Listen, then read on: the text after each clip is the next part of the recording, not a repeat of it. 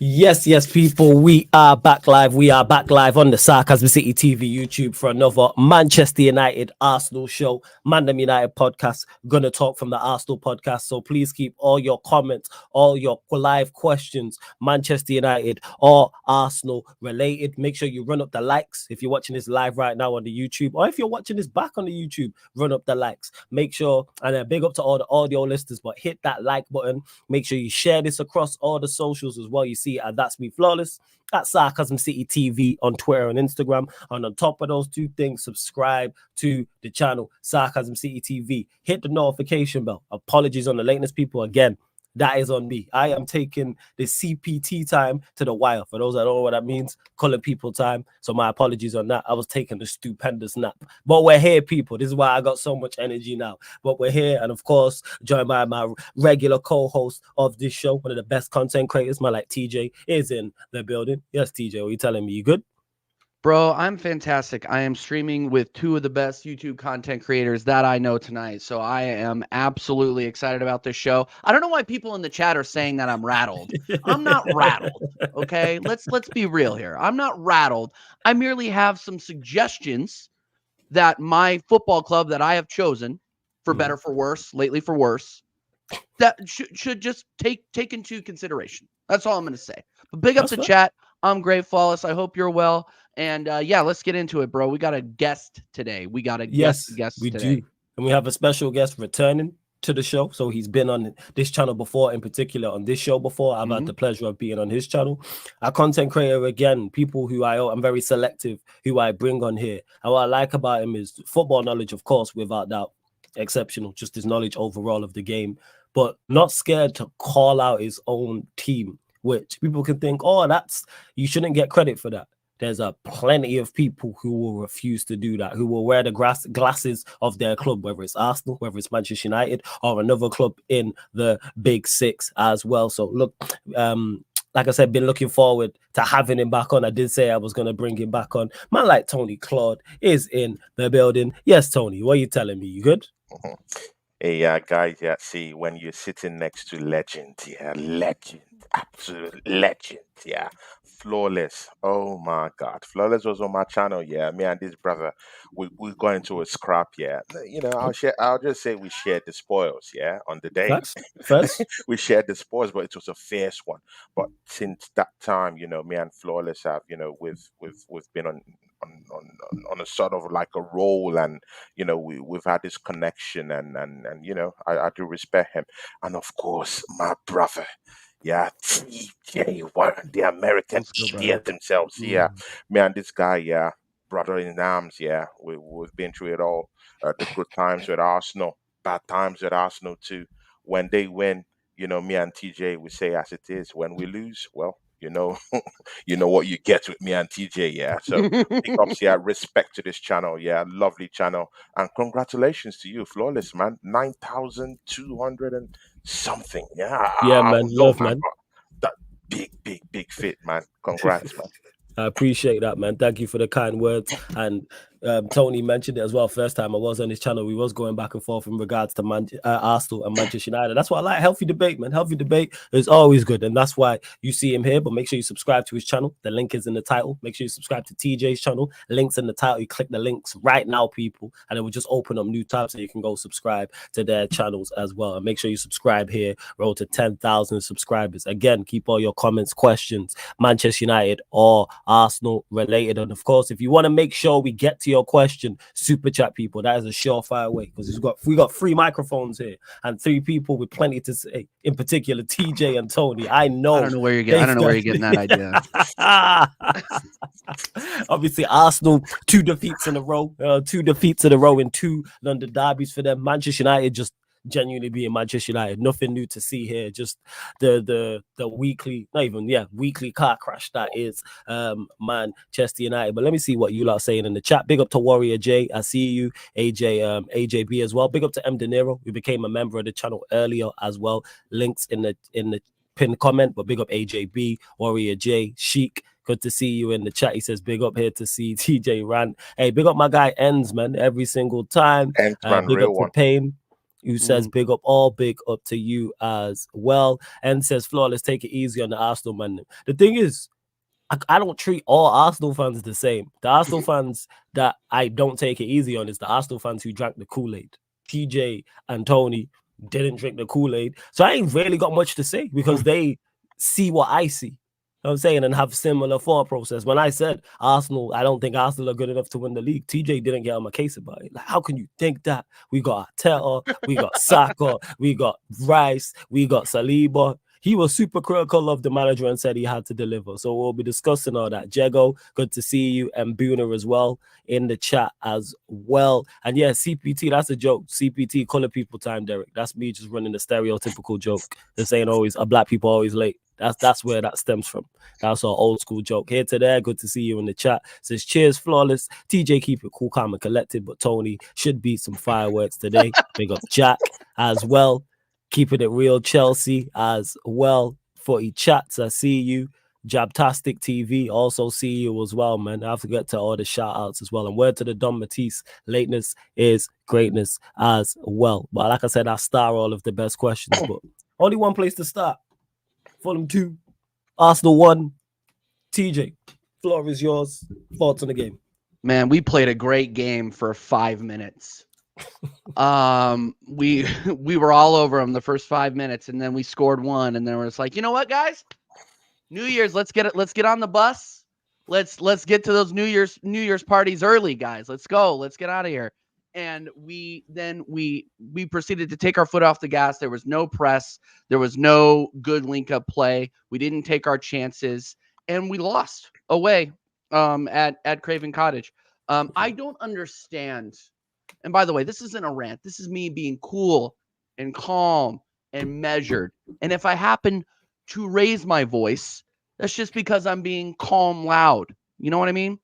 Hashtag calm loud. Put it in the chat, people. Here we go. I don't understand how after we lose 1-0 at home or 2-0 at home to West Ham, how we come out and play that way. There was no fight. The players looked completely disinterested after the first 5 minutes. I wonder if Arteta just said, you know what, guys, just back off. Let's just soak up pressure against Fulham, which I don't understand why you wouldn't just go out there and put your foot on their neck and in the game, but that didn't happen.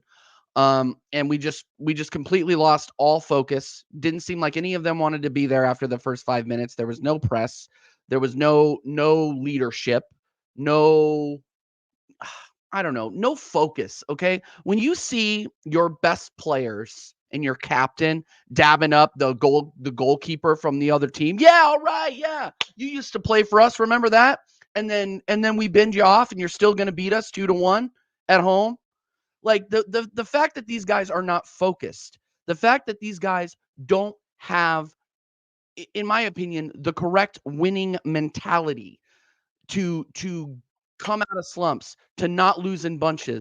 Like we I'm kind of all over the place, but when we're talking about establishing a winning mentality at this club, you would think that being ahead of the league for 93% of the league last year and then drop would push a club to excel or to not want to repeat or lose in bunches like we did not only last year, but the year before last. Death by 1,000 paper cuts, right? Only in 2001 in 2021 we lost 3 games in a row, and it took 2 or 3 games to pull out of it. Last year we would lose to these teams that we need to be beating away. The Evertons, we would the draw away to Southampton, the draw away to West Ham. Like these, we're starting to see a pattern here of what, in my opinion, is bad management and bad mentality in the locker room. You do not, after losing 2-0 at home to West Ham, go out and play like that.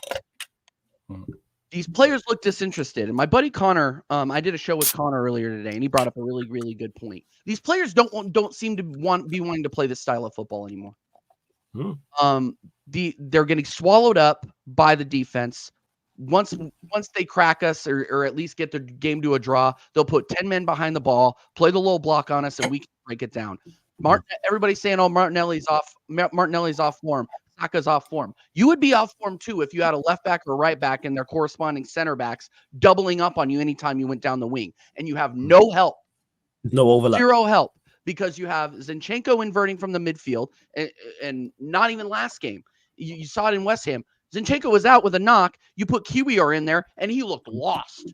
He was brutal. And you know that Arteta went in there and said, oh, yeah, you're going to play the same midfield role that Zinchenko did. When have you ever seen Jakub Kiwior do anything offensively? Like, really? Are we really going to play this guy in a position where he has no business being? We saw it at Liverpool last season. Like, what are we doing here? Playing these left backs like center mids. It makes zero sense. And then you leave Martinelli and Saka out there to dry because they have no help on the wings, because there's nobody overlapping to help them. We're getting swallowed up, and it's like, oh yeah, well, Udogie put him in his pocket. Kudus put him in his pocket. It's just like, it's easy to do when he's getting doubled up.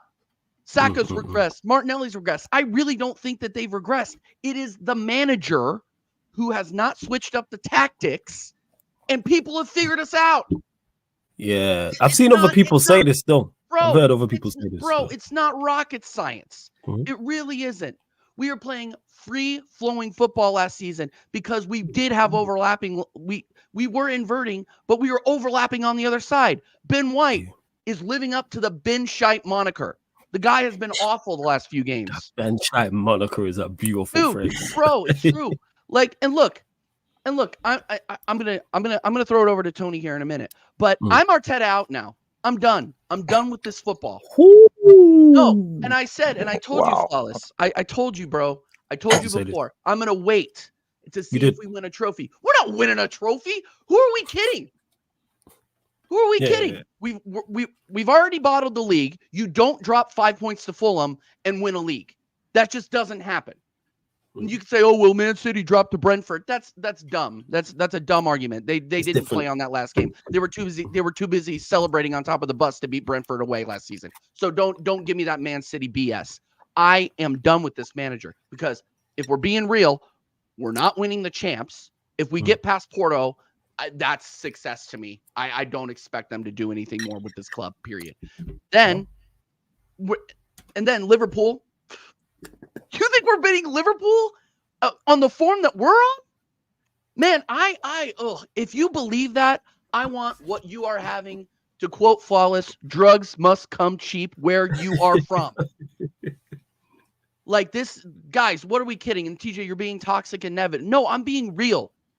You think that this team is going to be able to withstand Diogo Jota, possibly Diaz, possibly Nunez, even though he's a bottle job? Well, he hasn't been scoring lately. We'll help him out with that, I'm sure. And everybody's, oh, well, they don't have Mohamed Salah. So? We lost to Fulham. Fulham didn't have Mohamed Salah? Yeah, man. That's anyway, I'm done. I want to throw it over to Tony and hear what he has to say. But yeah, man, I'm Arteta out. You don't need to see the rest of the season to know we aren't getting a trophy. You don't need to see it. Okay, first, before we do I get Tony's thoughts only on what you said, but like you said a lot in regards to Arteta, the defeat against Fulham, of course, as well. I don't think we had spoke actually before, since the West Ham game as well. Maybe not. But let me get to these super chats as well quickly. Hey, big up to Jack for the super chat. Much appreciated, my guy. Says, if you're tuning into Flawless's content / streams, you can rest assured that you're always going to get the uncomfortable truth over comfortable lies. I appreciate the super chat and appreciate the kind words. And yes, I say this constantly, more so when I'm doing the Manutd United podcast, when I'm like, the facts don't care about your feelings. Forget whether you like me as the messenger. What is the message? Because if the team is, in particular with Manchester United, if I'm being critical of the manager, or I'm being critical of the team, the manager and the team are performing well, guess what? I shut up. Last season, look at me last season. My criticism of the manager and my criticism of the players was rare, because they perform to a good level more often than not, which then builds up credit in the bank, where when we do perform poorly, I give you a little bit of leeway. We had a record defeat. I lost my voice during that week defending these guys. I lost my voice. My voice went hoarse. Go check it back, people. I was in the vest. The vest is right here. I'm saying the entire week doing extra. But this year, I can't get with it. So yeah, man, uncomfortable truths. Like I say, I keep saying it, man. Forget your feelings. The facts don't care about your feelings, and that's just simply what it is. Hey, big up to Steve for the super chat as well. Big Who up says to this Steve, is real one. Steve is a yes, real Real one, one, man. Steve. Big say up to true, him, real true one. man of Him and football you see on. Oregon Gooner. Yeah, true man of football you see on the channel. He's on the Q&As. He's also a member. He's on Q&As. Like I said, he's on Doing the Most as well, permanent fixture on that. And you will see him as part of the AFCON team as well, people. So we are doing African Cup of Nations watch-alongs. They'll be live on the Sarcasm City TV Twitch, people. So yes, you will get AFCON coverage. I actually need to try and make the thumbnail. I'll probably try and make it tonight.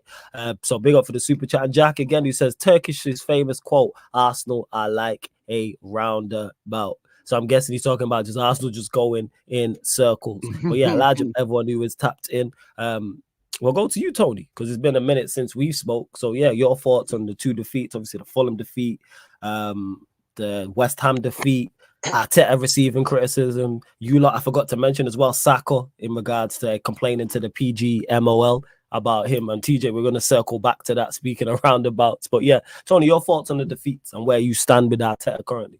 Yeah. First of all, because the fans, the people watching us are the biggest part of everything going on down here. Shout out to everyone in the charts. I can see Oregon Gunner, a couple of real ones down here. Oregon Gunner is down here. Here today is down here. Strasbourg Steve, that's a real one down there. Him and Oregon Gunner. Big ups to all of you in the chat and please keep showing love to this channel, because this is what they bring to you, reality. And see, let's go into that Arsenal game. TJ, well said, man. But see, guys, Arsenal Football Club is in trouble. We are in trouble. Like we're in literal trouble. See, 61% of the ball possession at Fulham. Let that sink in. 61% of the ball possession at Fulham, at Craven Cottage. They only had about 39% of the ball possession. But you know what? Arsenal just getting 13 goal attempts from 61% of the ball possession at Craven Cottage, while Fulham was getting about 15. Let that sink in. What were you doing with 61% of the ball possession and getting 13 shots? Just 13 goal attempts. It's horrible. It stinks. Last season, we're dominating games. We're mauling these teams. And as well, we got the ball possession. But this season, everything has gone downhill. There's no cohesion. We get the ball possession. We're not dominating the game. It's horrible. The midfield, at least in spells, we did have some kind of steel in that midfield. Thomas Partey was there. He was running up. Granit Xhaka was there. He was still, that brick wall. And at the same time, he was also, performing defensive duties at the same time running up the pitch and getting some goals. This season, where have those goals gone to? It's disappeared. There's no one, no steel, no barricade. Look at the way Fulham was cutting into the Arsenal midfield like bar. Like it was just seamless. It was easy. And Declan Rice is all over the place. Mind you guys, Declan Rice, see, that will also be a topic later on in the coming weeks. Because right now, for the past 3-4 games, Declan Rice's form is now getting concerning. That's £105 million signing, my guys. See, it stems to one thing. It's the manager. Not the right mentality to go into a game, not the right tactics. Players haven't developed under this manager. I'll give you a clear example. Gabriel Martinelli scored about 15 goals last season. Where have those goals gone to?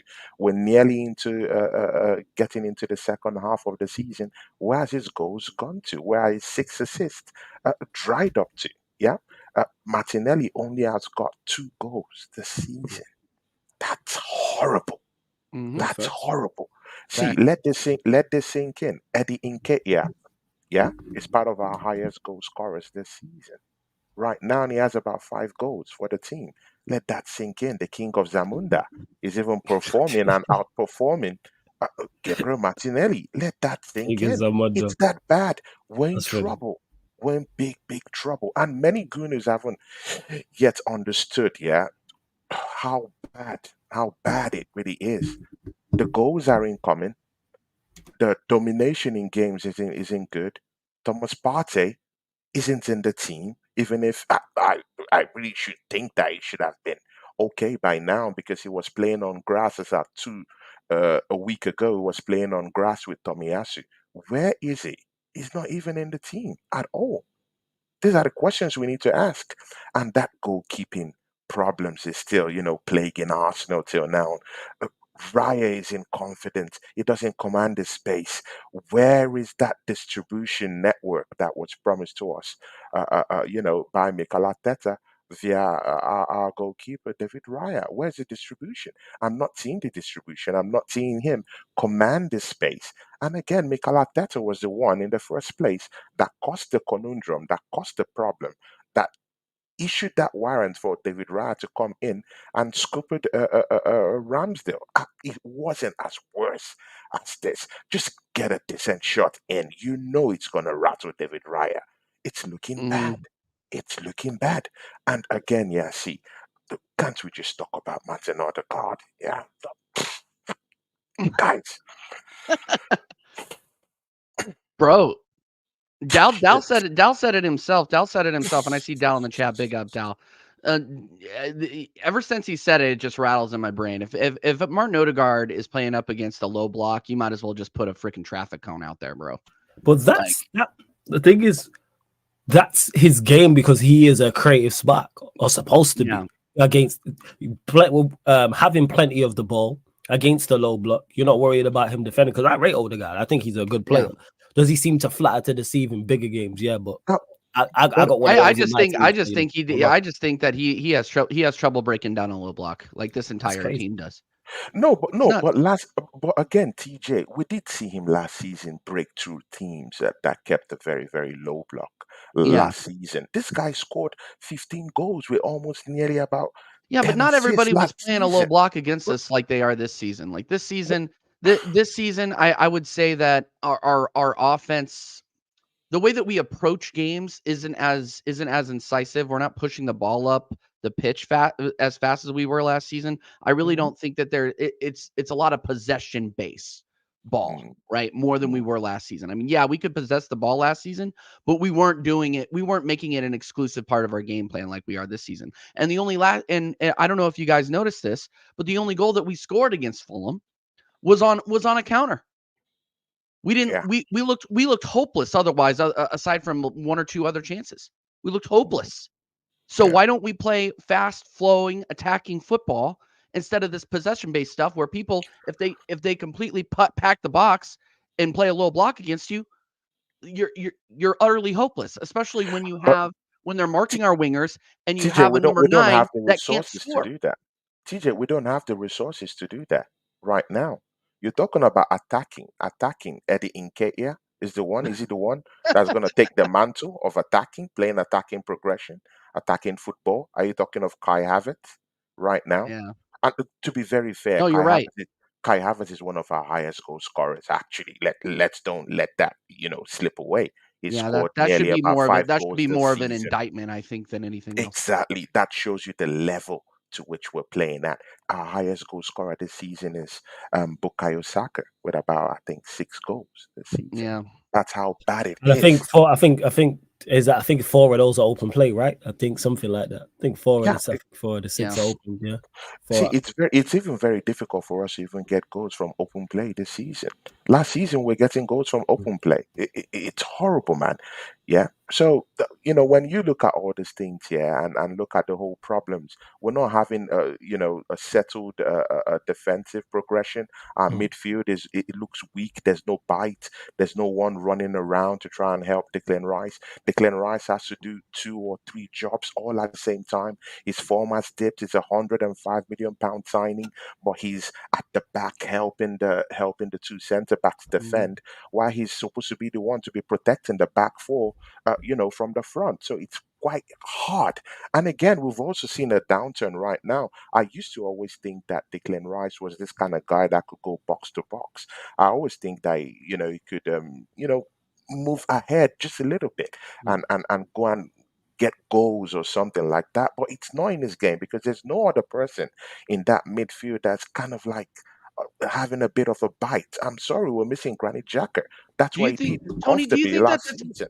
Tony, do you think, can I ask you a question? Do you think that's by design though? Like people are starting to call Declan Rice, who in my opinion has been our most consistent player this season. They're starting to call him a sideways merchant, a layoff merchant, all this stuff. You don't think that that's not by design? You don't think Arteta is not telling him not to say that because he's not going to be the guy unless he's carrying the ball up the field himself.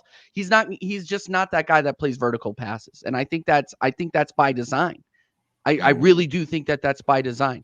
We're getting the ball out. We're getting the ball out to the wings, and we're not able to generate anything through the middle. Yeah, Like, and that's one of those things where I'm just kind of like, everybody's like, oh yeah, Declan Rice sideways merchant, huh? You wasted 100 million. I don't think so. He no, is we a didn't waste CDM in 100 the million. true sense of the It's word. the I manager. think. It's the manager. Yeah. We've seen Declan Rice, yeah, do this job for West Ham. We've seen him offensively. We've seen him defensively, and he has a balance, the right balance to that game at West Ham. Why can't he have that same balance in this Arsenal team? And that's because he's overloaded. It's overloaded in the midfield.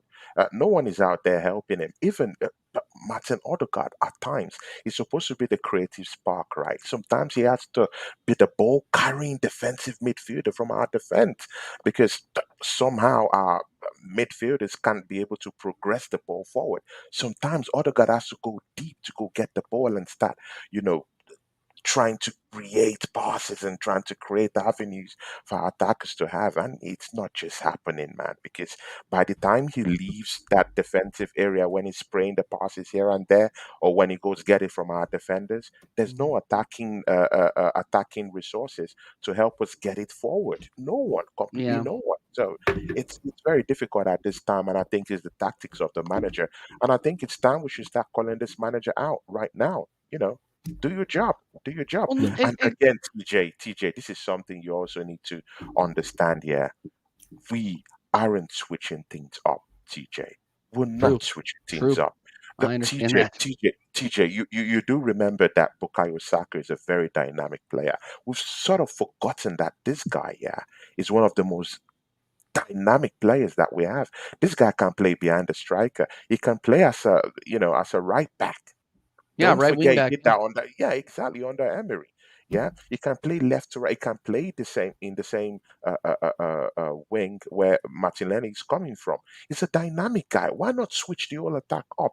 Because I'm just really thinking that most of these guys here they figured out how we play. They could just go to last season, go to some of the footnotes of this season, and just check out Bukayo Saka. Oh, he's gonna make those runs. He's gonna try to cut in. Just stop him. Just stop him when he's trying to cut in. It's simple as that. Put two players, outmark him, give him some few kicks. He's not being protected by the PG Mall or the FA in any way. That's why Arsenal have lodged a complaint. Bukayo Saka. Well, that's even an Mm. indictment on Bukayo Saka right now because it also tells you that his form is gone. Yeah, Yeah, his bum's he's just a not. bit. Yeah, Yeah, it's yeah, yeah. bum's a Exactly. bit. That's an indictment on his gameplay this season. So Arteta is not switching things up. Clearly, Gabriel Martinelli is not even doing his job. He has only 2 goals this season. He's clearly not getting the chance right Totally. now. It's not all his fault. Yeah, he's Why on are bad form, but you it's not not totally bringing his in fault. Trossard? Why are you not bringing in Trossard to play on that left hand side? Because Why? Trossard Why has can't been Martinelli stay on the bench? I've and heard him. I've heard Arsenal fans be Trossard's been critical of him. inconsistent too. Mm. Trossard's been inconsistent too. But I also But attribute he has that to been the played fact out that of the manager position. is playing him out of He's been position. play, he's out of position. Mm. Yeah. So we can't judge that, innit? Well, Yeah. he hasn't necessarily been putting in absolute worldies on the left wing either. So it's one of those things where we saw a very, very consistent Trossard last season, right? He came in, he was our best player January to May. Best player. Mm. But the problem is now is that you're shifting him all over the pitch, and he's not a left-sided 8. He's not. We got to stop playing him there. But if you're gonna keep these players, and I keep saying this, if you're gonna keep these players, you need to put these players in their natural positions. Trossard is either a left wing, and I think he's more natural on the left, or he can play in a false 9. And then you got Zinchenko, who is a natural midfielder, and you're playing him as a left back and expecting him to do a job. Like The tactics of the manager have been sus all season and at the end of last season. And if plan A doesn't work, and if plan A doesn't work out, which plan A doesn't work out very, very often, plan B involves keeping Nketiah on for 90 minutes and putting Saka on as a right wing back. Like, what are we doing here? When are we going to start calling this guy out as a fan base? Because we chased off one of the best, if not the best, Arsenal manager ever for the exact same results. That's fair.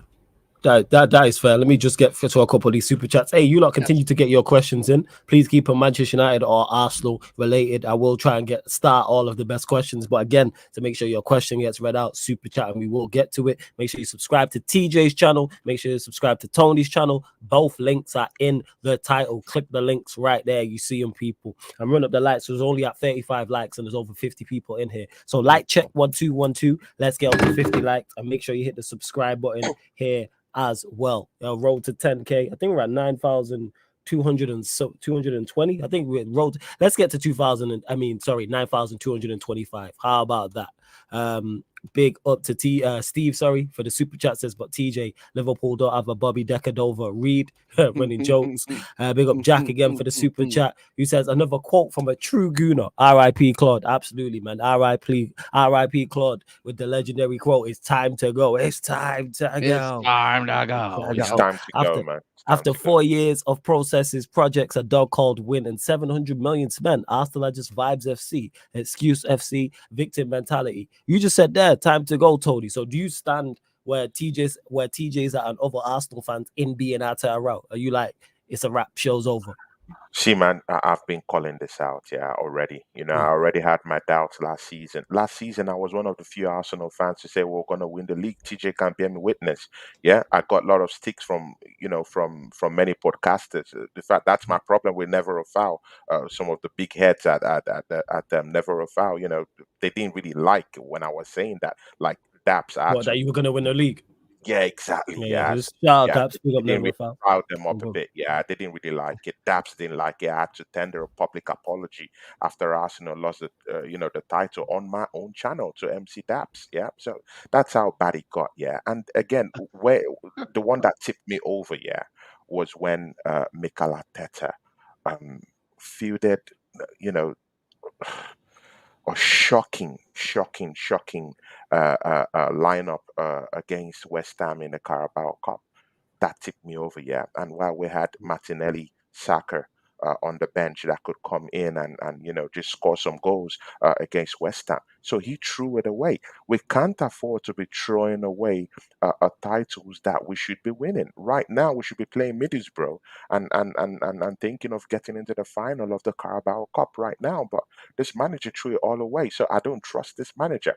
We have a game on Saturday where we'll be going against Liverpool. I don't trust this manager to field the right players to play against Liverpool. He's going to throw it all away. So you don't think he'll play? So you genuinely don't think he'll play a strong lineup in the FA Cup game? To me, that sounds crazy, considering you lot coming off 2 defeats, going from 1st to 4th on New Year's Day. He has to play a strong lineup, and he has no reason not to, because we don't play again until I don't think we play again until January 20th.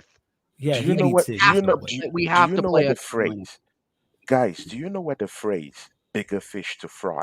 Do you know where it came from? It's Arsenal. We got bigger fish to fry. Shout out Don Robbie, man. Big up Don Robbie every time. A shout out to X, because he put the what I'm saying, the rocket. Oh, you mean he put it through a mega? He put it. Yeah. Big up expression. We got bigger fish to fry. It's Arsenal. We do this. That's what we do. Excuses, and it hurts me, because this manager is gonna look at that FA Cup. Hey, see, I have a bigger fish to fry. I'm in the Champions League next stage. I have Porto to play. Right now, I'm fourth in the Champions League places in the league right now. I have bigger fish to fry. Let me throw these games away and just concentrate on the league and the Champions League. That's his psyche. And again, it's just a conspiracy theory. I think maybe that's what the Kroenkes have handed down to him. Top 4 Champions League, merch sales is going on. We're making money. It's all good. So no matter how far me and people like TJ, and other real ones who are Arsenal fans, who are holding this manager accountable, it's gonna be a waste because I really do think that this Kroenke, these guys, this is their perfect prop. It's Mikel Arteta. Merch sales is going on quite well. Arsenal just got 7.5 million from UEFA for moving on to the next stage, for crossing the group stage of the Champions League to the next stage. That's 7.5 million in the bag. He's making money for these owners. There's no pressure down there, and maybe though, maybe the talk we had with them, just take us to top four, get us to the Champions League. Let's make some more money. Much sales, this sales is going on. We're making money. I don't trust this manager at all, and I want this manager to go. We need an amazing qualified manager to come into this football club, someone who knows how to win. See, at this point, I don't even mind a Jose Mourinho, someone who understands what it takes to win. I'm not going That's that what I far. want right now. You know, I could take a Yeah, Simeone. I want because the Simeone, but even if I just need this manager out right now, right now, just get him out. Just get him out. Because Eli's just saying what? ASAP, because we're not going to win any trophy with this guy in. Right? So what you guys think of? I think it's how do you say his name? Is it how do you even say his name? The Girona manager? Michelle? Is it? I don't Yeah, know. I was gonna say is it Michelle, but I'm like it might be Michelle. So what? You know what? I We're have going no with idea. Michelle. So this is Sarcasm City TV, ladies and gentlemen. You lot can correct us in the chat. So what do you guys think of Michelle over at Girona and how he has his team balling out? If this guy can get a tune out of those players, he'd absolutely cook at Arsenal. Where do you stand with that, TJ? Would you go and get this manager? What has he won? Yeah, so you're looking at like let's say let's say hypothetically he wins La Liga, then would Mhm. you be like, you know what, him, or would you Yes. still need to see more? Yeah. 100%. What Mm, has he won? mm, That I am done with these managers that have not won hardware in the past. This mm. is why I keep bringing up Hansi Flick. Okay? Yeah, He plays quick, attacking football. He won 6 trophies in 1 year at Bayern Munich. Why yeah, are that's we not crazy. looking at this guy? Yeah, he might have gotten axed from Germany, but at the same time, look at Germany. Germany, the state of the German national team is not on Hansi Flick. Okay. Yeah, So facts. I would bring that guy in expeditiously because he Mhm. plays open, attacking football, and he does it with talent, like superstar and potential superstar talent. Bring this guy in. Bring somebody in with a winning mentality. That is what has been missing from this club since Arsene Wenger got the axe or Yes. stepped away. Sorry. Yeah, Yes. Forced exactly. retirement. Where do you stand Exactly. with this, Tony, in regards to Michelle? Because Girona are currently playing well. I believe they're still top of La Liga currently as well. Who are you talking about? The manager, The manager of manager for Girona. Girona. Girona, this is who Oh, Eli said Girona. talking Oh, about. Yeah, yeah, yeah. yeah. I think what yesterday they beat Atletico Madrid four Yes. goals to three. Man, those guys are looking good. Yeah, and he's doing it with just ordinary players. Those players are not really like well-known names or something like that. It's like a But Manchester again, City academy. It's not like they're mugs. I'm just saying. but see, see, I don't want these hipster managers. I'm tired of hipster managers. Yeah, I don't see. I just need a credible manager. Yeah, or an old head who would come in here and steady the ship, whip these boys into form, let them start playing, and then start. At least let's do the basics. The basics is not being done down here. Yeah, these guys don't know how to defend. Very soon the goals will start coming in. West Ham scored against us. Fulham scored 2 goals against us. See, it will soon capitulate. It's coming. Yeah, guys, the storm is coming. Yeah. See, just before we played Fulham, I'll take this back to that Fulham game. Just before we played Fulham, do you know who Fulham lost to? This guy shipped in 5 goals without scoring any goal at all. They lost to Burnley, yeah, 2 goals to nil. They lost to Bournemouth, 3 goals to nil, Don't and remind me. they didn't even score a goal against these guys. But it comes to Arsenal, who is probably top four, the best defensive team in this league right now. Maybe we've gone worse right now. Maybe we've considered about 21 goals this season already. So good and okay. They come against us and they're scoring 2 goals. Past Arsenal was one of the best defensively. It's broken. And see, with time, it's gonna broke more. So we see I need a new manager to come in, steady the ship, But I don't need this hipster managers, yeah, because when they come to this league, because the Premiership is a different ball game entirely.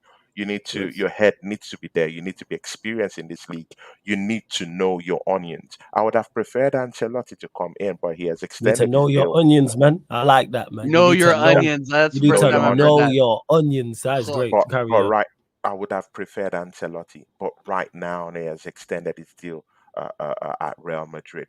Good and okay. Just go see, be honorable. Yeah, I don't even mind the airport Albert to take over right now. While But the Albert. alarm bells, yeah, while the alarm bells I'm not are sure about set all in, that. many managers who are in top football clubs right now would resign and come to Arsenal because they know they have, they know they will get the transfer kitty. We just supported this manager under 4 seasons with almost £1 billion. Let that sink in. 760 million pounds, Yeah, you spend. Yeah, you up spent to very well. nearly Yeah. £250 million. Many managers right now, they want to sit on that kind of coffers right now. They want it because they know they can acquire something with that kind of investment trickling down them. So see, don't get it twisted. Simeone might resign at Atletico if it's to sit on that kind of amount of money. He will want to come and have a test drive in the league with big support. Yeah, get this manager out. Get the real managers who know their onions, who are ready to work, and get them in. Allegri is also a big shout. Diego Simeone is a big shout. But this manager, I'm sorry, man, we're doomed. Can't you see the body language of Gabriel Martinelli? He's finished. He's finished. And guys, yeah, see, yeah, because of lack of competition for places at Arsenal, it has put us in a very, very big, yeah, very, very big, we're in a big hole. And this is the one that's tipped me over, yeah. See, look at Manchester United. I know we'll get into Manchester United later on, yeah. But Of this course, is of it for course. me, yeah. Look at Rashford. Scored 17 goals last season. Right now, he has only 2 goals in the league this season. After getting all those criticisms, do you know what he did? He changed his hair into a ginger head. And I knew that was it. It's finished. He's not going to come back from it, yeah. Look at Bukayo Saka. You've heard the old criticisms. He scored 6 goals, 6 assists this season. He's had the criticisms. The next thing he goes to do, yeah, is to go dye his hair blonde. Right now, if I'm that manager right now, yeah, I will be talking to Pedro Neto right now from Wolves. Come down here. It's an SOS. We're in trouble. Any player that does that, it's finished. You're not thinking of football no more. Yeah, you're thinking about your own ego. So it's finished. Yeah, guys. Let's go get Pedro Neto, give Bukayo Saka a little bit of competition down there, down the line, yeah. Drop the money for Ivan Tony. All this rough talk won't, you see, it won't cut it. Bring out the money, show the money. 100 million, give Brentford. Because right now they're saying, hey, you know what, yeah, we can keep this guy till the summer. There's no Hmm. pressure. Go Right. give them 100 because they just want to bump up the price. Give them 100 million. Get Ivan Tony right now, ASAP. It's an SOS. Go right now to Real Sociedad right now, and as we speak. If I'm the manager of Arsenal Football Club, go and get me a Zubramendi. Is a tough tackling guy in the midfield. Yeah, Mm. it's an enforcer, a leader at a young age at Real Sociedad. Look at what that guy's been doing. And again, people are saying Paulinho. Paulinho hasn't been doing it consistently. I need a player that's been doing Now, it consistently for his football I, club. I, I rate Paul. I Zubramendi has rate been doing it. Paulinho because he does it in a starting 11 that is subpar. That shitty. I get that, but I Yeah. want see. Yeah, some Arsenal have been going for Fubu. Yeah, how about going for Giorgio Armani? How about going for Gucci, Versace? That's what I want. Go and get me Zubramendi. This guy, yeah, has done it over 3 seasons with Real Sociedad. Look at what has happened. Those guys qualify for the next stage of the Yeah. Champions League. That's what I want. I want players that are ready to die for this manager. Just look at what they've done with Tony, Aston here's Villa. here's the problem. Here's the problem, though, Tony. Here's the problem, and I'm just gonna counter you real quick. And feel free to interrupt me at any time. I Yeah, I, I just don't think like people are saying, oh yeah, we need to be shopping for Ferraris. We need to be why aren't we shopping for Giorgio Armani, freaking Versace, all this crap. We do not have that pull. When is mm, that gonna get across some people's heads? With this manager, and the pedigree that we have had over the last 4 years, we do not have the pull that people think we do. Like, where is this coming from? Big up Southern Gooner in the chat. Where is this coming? Cloud and real one. Like, this is one of those things where, like, I get wanting a top marquee players. Until we have a top marquee manager and a winning pedigree with the players that we have, why would somebody like Zubamendi want to come here? Why? Why would somebody like we were, okay, perfect example. We were first in the league last season. First in the league at January. All right? Hold on 1 second. I want to make sure I get this right. I want to make sure I get this right. First in the league last season, and we had a chance to get a certain player on loan. Stop me if you've heard this one before. Joao Felix. He decided we wanted to loan him and get him out of Atletico Madrid. What happened? He went to 10th place Chelsea. Why is that? Can somebody tell me why? Please tell me why, like the freaking Backstreet Boys. Tell me why. Why? Tell me why. Hey, that's a banger. You guys gotta understand that there is something rotten here that is keeping these marquee players away. Obviously, Declan Rice sees something in the players. You got Saka whispering in his ear during every single England call up. You got Ramsdale whispering in his ear. Yeah, come to Arsenal. We're gonna cook. Yeah, that's fine. But if you're expecting top marquee players to come over from La Liga, come over from Bundesliga, why would they do that with this manager and this pedigree under this manager of bottling? Sorry, guys, reality check. Unless we're willing to write the check and say, come to Arsenal and build with what we have. And I do think what we have is good enough to rock the boat. But as we have seen over the past 4 years, we do not have the leadership. We do not have the mentality in the locker room to get it over the line, to get these players in. Like, this is a reality check now, guys. This is a reality check. TJ, I'll counter you on that one. Yeah, I don't think we have the resources. Yeah, to get us what we want right now. We don't have it. We don't have it. Look, you spent 700 million though. Tony, we've had the resources. We've just spent it terribly. Freaking 35 million on Patrick Vieira. Freaking Fabio Vieira, the Portuguese scarecrow. A gust of wind comes over and he'll blow him over. The players we have right now. Marquinhos, where's Marquinhos? See, the players we have can't get us over the line right now. We need new players to come in, but before then we have to sell the dead wood in the football club. Nobody wants it. See, guys, yeah, we still have El Neni on the bench. See, Arsenal fans, please tell me if this is fair. We still have El Neni. Guys, let this sink in. On that bench, is this good enough? And if you go to Twitter right now, there's someone out there saying we should give El Neni a new contract. Are these guys thinking properly, or are these zombies? Yeah. We still have Cedric the Entertainer, whose job is just to sit down and play with the dogs in this team. No, dude, guys, he's anything but entertaining, bro. No, Man United fans, because Man United fans in the charts here, Man City fans, and is this fair to have Cedric the Entertainer, yeah, in your team, to have El Neni in your team, to have a Fabio Vieira, bare bones, who can move. Just to cut you off there, Tony. As a United fan, you see the sentence you just said. Is it fair to have such and such in your team? With me, it's insert Manchester United player here, and it probably makes sense. It probably make. I could go from you know what I'm saying, from the goalkeeper, all the defenders, midfielders, attackers, and I'm keeping 3-4 players max, and a couple of those are just youngsters. But hey, we've gone, Tony. Carry on. But see, man, these are bare bones. To be very serious, yeah. We have the king of Zamunda. You know he's not getting 10 goals this season. We have Fabio Vieira we bought for about $40 million. He's injured. It's over. Yeah. We don't have the resources. Look at Gabriel Martinelli. I'm sorry, he's not looking good. We need someone who will come in and challenge this guy. Yeah. Martin Odegaard. Guys, I'm sorry, man. I don't think this guy is ready. He just needs a little bit of a push. Good. Go get me a midfielder who will come in and give him, a big run for his money. Look at Zinchenko. Let it sink in. His performances this season, guys, it's atrocious. He needs to leave the football club as soon as possible. We don't need this guy's glitching out of the system. See here, guys, we are still paying Lokonga. We're still paying part of his money from this football club. Rob Holding is still getting money from Arsenal Football Club.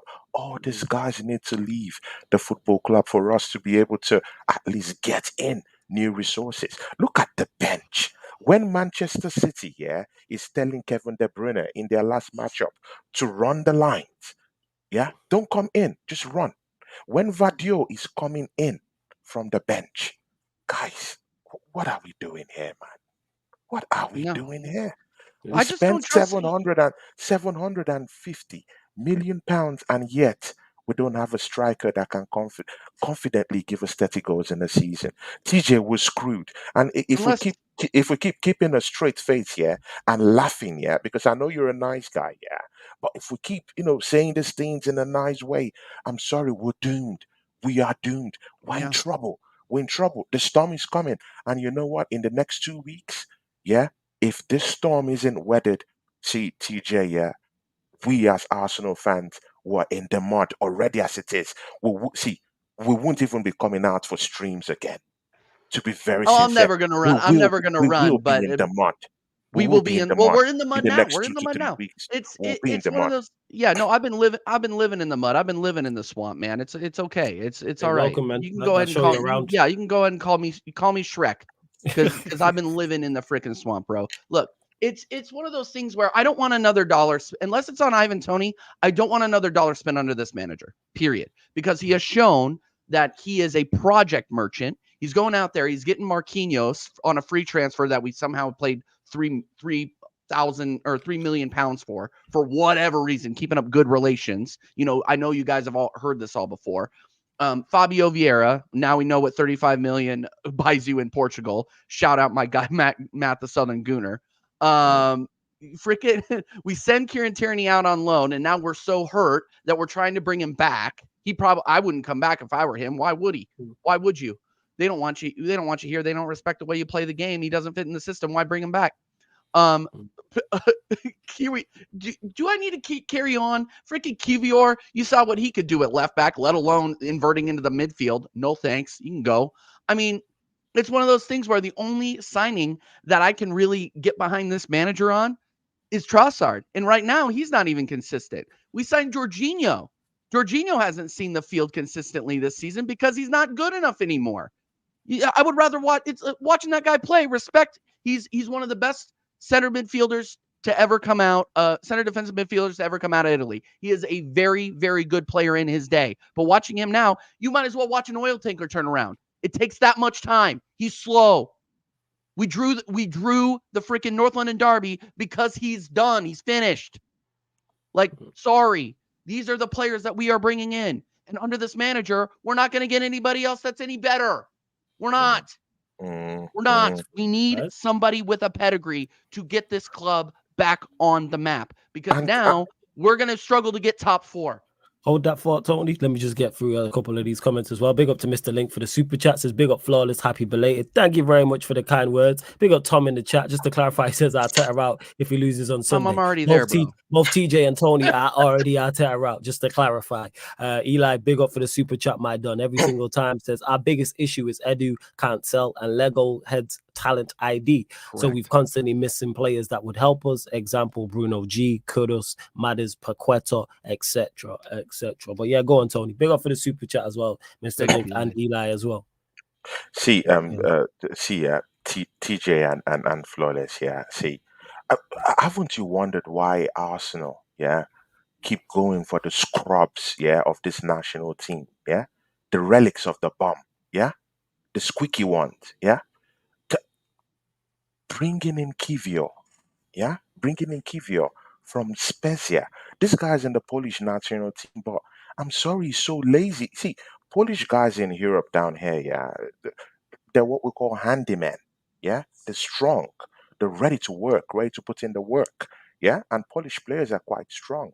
But this guy, yeah, he's not strong. He can't run. He can't invert. He can't do anything. And to be very fair to this guy, yeah, he plays in the wrong end, that is playing out of position. But even as a Polish player, he should be able to multitask. So again, why didn't you take a series of footnotes when he was at Spezia, his strengths, what he could do, what he can do? There's a breakdown in communication. There's a breakdown in the streamline of how we recruit players. Arsenal keep recruiting the bombs of this national team. Look at Mustafi. Arsenal is the only one that will bring up money and go to the German national team, yeah, and get the bomb of that national team. We've had Mustafi down here defending for this, for this football club. We've brought in Andre Santos. Have you forgotten the scrub of Brazil? Yeah, we keep bringing in the worst of the worst. Why can't we go and see? I want to shop for Gucci. TJ, you were having a problem, with that. Why can't we Well, I go for know. I Versace, want man? Gucci too, Why bro. should we go for I'm bougie Fubu? too, man. I'm bougie too. Bro, I'm just realistic about it. You want to walk into the Gucci store come on, with man. 150 bucks We and can do want to this. come out with something. You're not coming out with anything. You're coming See, out with a kick in the ass, a but boot footprint in your ass. see, TJ, it's simple to do this business. Even if we don't have the money to do it here, how about loan deals? How about putting up some certain kind of deadwoods that we have in the team and Nobody add wants some him, little Tony. bit, of money? Nobody wants If you Sammy Lakanga. He if can't you even get give into Luton.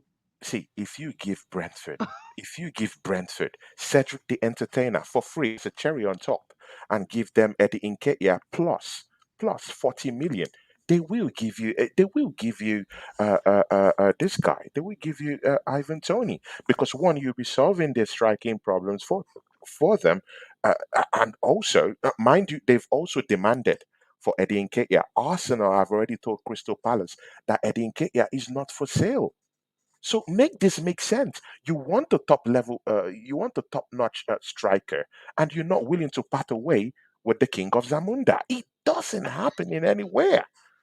Get this guy out of the football club. He can't get us 10 goals this season. That's how bad it is. Yeah. Yeah. Out of the whole top four contenders right now, Arsenal is in a more precarious position right now because we don't have a goal scorer. And see, Yeah. make this make sense in that game against Fulham. Yeah, well, he wanted to, whip Gabriel Jesus just a little bit. Yeah, for his performance against West Ham, and then you are resting Gabriel Jesus on the bench to bring in Eddie Nketiah, Punishing him. who Punishing him. hasn't yeah, exactly. Who hasn't even scored a goal away this season for Arsenal? All his goals has been at home. He hasn't gotten an away goal this season.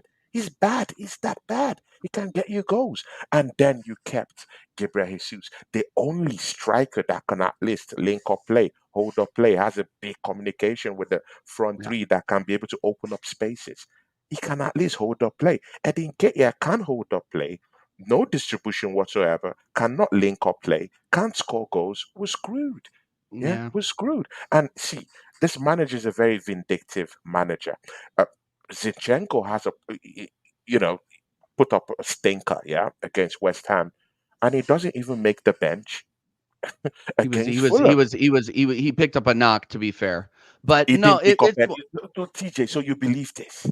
no, I 100% do believe that, because why would he play the most vulnerable green center back, let alone left back on the team? Why would he do that? TJ, this is a Zinchenko is not a left back, but he's at least levels above this guy, just at least as a football player. TJ. It is the That manager was you not a have. punishment. That was not a It's a punishment. He picked up a you knock. don't believe it. Why hasn't Thomas Partey come back to play for this football club? He Because came he's at the injured, same. Tony. The guy can't Oh, stay on the oh, you field, believe bro. the PR? The guy Oh can't my stay on God, the field, bro. TJ, Come don't on, believe man. So the Tony, PR going on. what do you think it TJ, is, Tony? What do you think oh, it is if it's not injury oh, for it, Thomas it has Partey? it has a problem. It has a problem with Thomas Partey.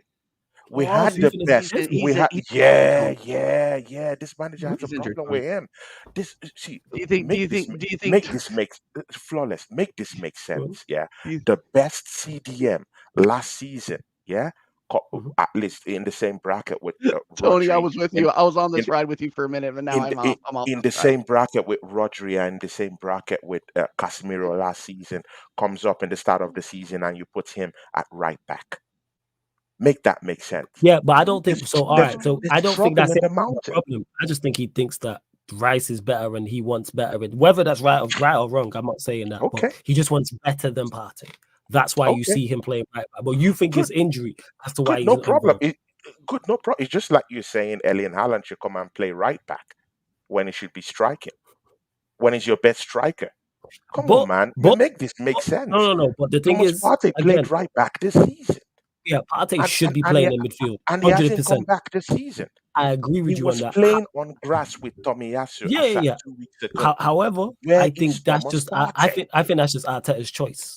I think that's just his He choice. has a He's problem choosing with to. Thomas Partey. He has a problem with Thomas Partey. You think he has That's a what I problem? heard. He does not Come have a on, man. problem with him. That's what I heard. He That's does what not I have a heard. problem. From who, Okay, Tony? good. No, Tony, no the guy problem. is the most injury-prone player on the team. He can't stay on the No problem. field. He No missed problem. he missed 33% of the games last season, and he was our No best problem. CDM. He was arguably, sorry, real quick, he was arguably the best CDM in the league. People were comparing him to Rodri and Casemiro. yeah, Casemiro the entire season. Thank you. The entire season. Sorry, I'm just blown away by this, Tony. Like I was on the same train with you there for a minute, but now I'm No, no, not. no, Like no, look, no, look, no, look, no, look, no. look, look, look. We, Wait, we don't wait. have to Tony, be on Tony, the Tony, same Tony, Tony, train, Tony. yeah. But this Tony, let me manager, finish, bro. Bro, Tony, let me finish. It Go has on, nothing to do. It has nothing to do with Partey being a good player or not. He's just injured. He's injured. it's Otherwise, not. we'd be seeing him play at I'm right not. back, I'm and we'd not. be See, pounding the TJ. midfield. We'd be playing a 3-4-3, and we would be doing what we were doing against Nottingham Forest, which was dead footballs too. But still, dude, he's one of the best CDMs in the league, and we would just bin him off because, oh yeah, no, I don't like him. No, Tony, Okay, that doesn't it doesn't make well. sense. And not Okay, only good. that, TJ, he's a you can CDM keep that can believing. You actually can keep pass believing this vertically. PR. Yeah, you can keep believing this PR that everything is all Oh, you right. mean the But injury reports? no, see, That's hard. All right, go on, Tony. no, Elaborate on this further, no, no. Tony. What do you Oh, think oh, his issue is? What do you think Arteta's issue is with Thomas Partey? okay, good. No, TJ Yeah. just laughed at the injury. Wait, haven't we been lied to about the injury in this football club? Gabriel Jesus was said to be, to be injured around December. In fact, they said that this guy would come back by the end of December.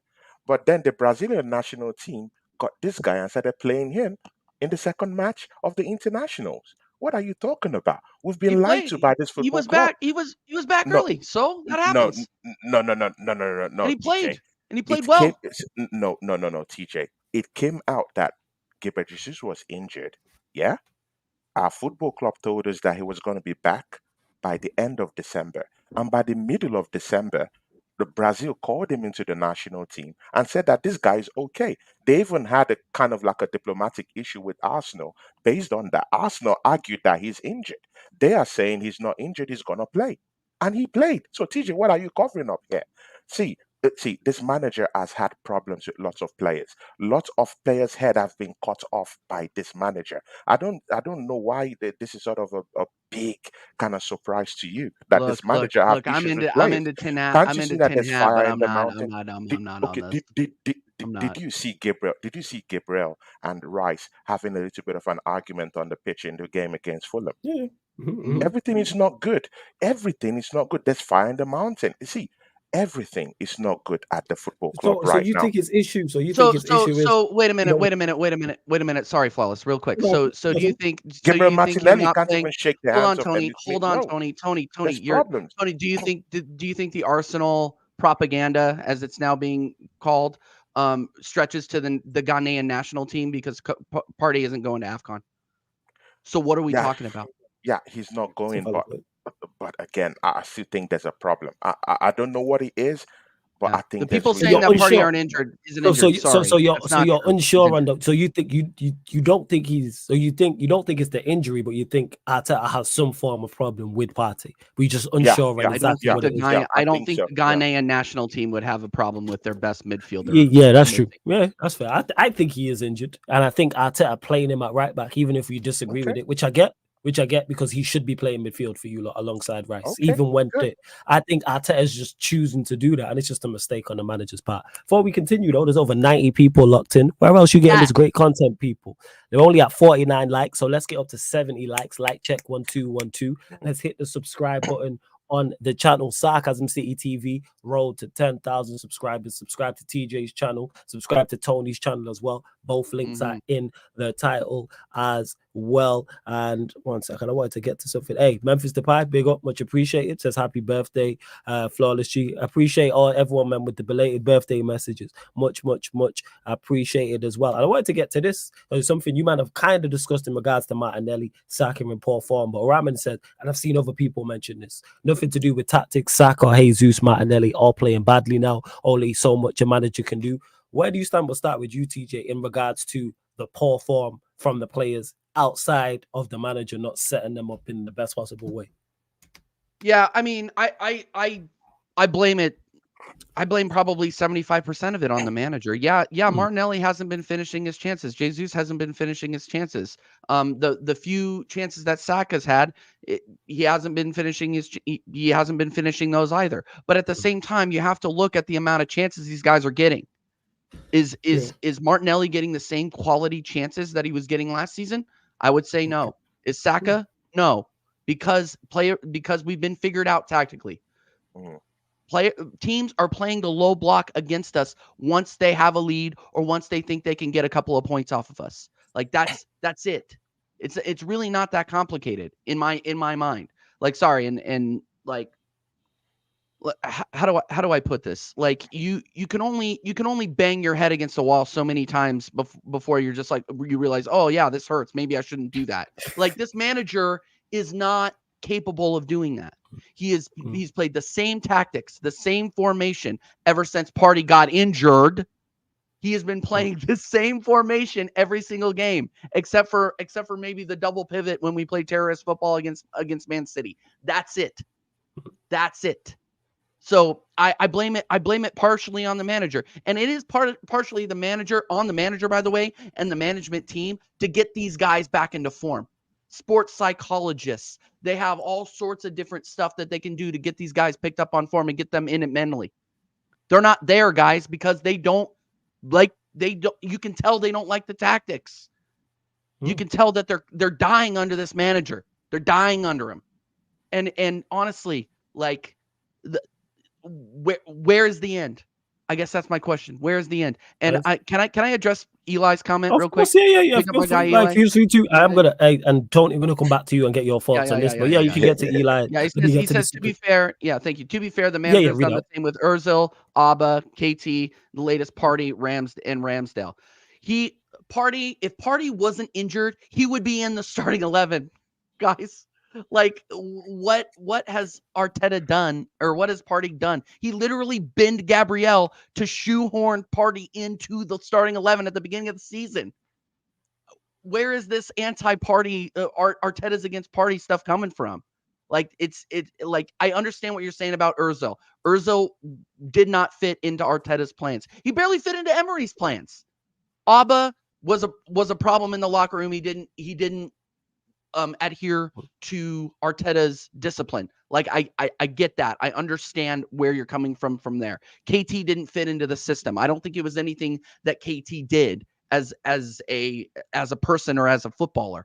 He's one of the most consummate professionals we've ever seen, and he would have died on the pitch for Arsenal. He would have died on the pitch. But if the manager doesn't respect him, why would he stick around? If a Scottish international, in my opinion, one of the best, most consistent left backs in the Premier League, doesn't fit in, you got to go get your bread somewhere else. So I'm sorry, I'm not buying into the tin hat theories, guys. I'm not doing it. I'll cut you up there, because you've just said something else down here, Then explain to me, why is it that we have, since you not believe in these theories, about Mikel Arteta and his vindictive nature, I didn't say he wasn't vindictive. I'm just saying with Partey, he's not being vindictive. He's not being vindictive. He's injured. TJ, let me get this out. Go ahead. Then why is a player like Emile Smith-Rowe, someone who saved Mikel Arteta's job, by the way, Yeah. Why is this guy back from injury Aubameyang did that, and but go ahead. he isn't playing? He isn't Why playing. He isn't. isn't this guy playing?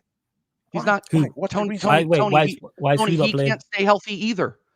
Who? No. He's healthy. No, He's no, healthy. Tony. He's Who's the healthy. No, player you're he's talking healthy. about? Who? What? Who's Emil what Smith player? Rowe. Emil Smith Rowe. I just think you don't rate him. You just don't want to play him. I just think you don't I rate him. don't think. He I don't doesn't think like him. Arteta He thinks he's doesn't good like enough. the guy. And I like Emil Smith And Rowe. Don't get me wrong. I like Emil Smith Rowe. He's going to live on in my memory for the so that Chelsea one doesn't performance. fit. That one doesn't The fit the Tottenham narrative, performance right? in 21. Like I will always remember that Emil Smith Rowe masterclasses. But the problem is he can't stay healthy, and when he comes on in relief, he doesn't provide a spark for Partey us. doesn't stay healthy. He TJ, doesn't. read between the lines. Partey doesn't stay healthy too. It's the same thing. He doesn't like them, and he doesn't Yeah. put them. He's a vindictive manager.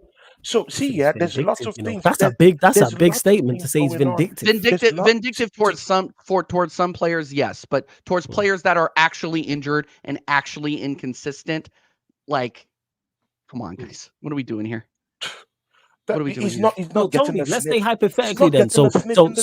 He's just on the bench. Once Thomas Partey actually gets like fit and healthy, even though he does get injured a lot, do you still think Arteta doesn't play him, or do you see him playing him at right back? I don't think he's gonna play.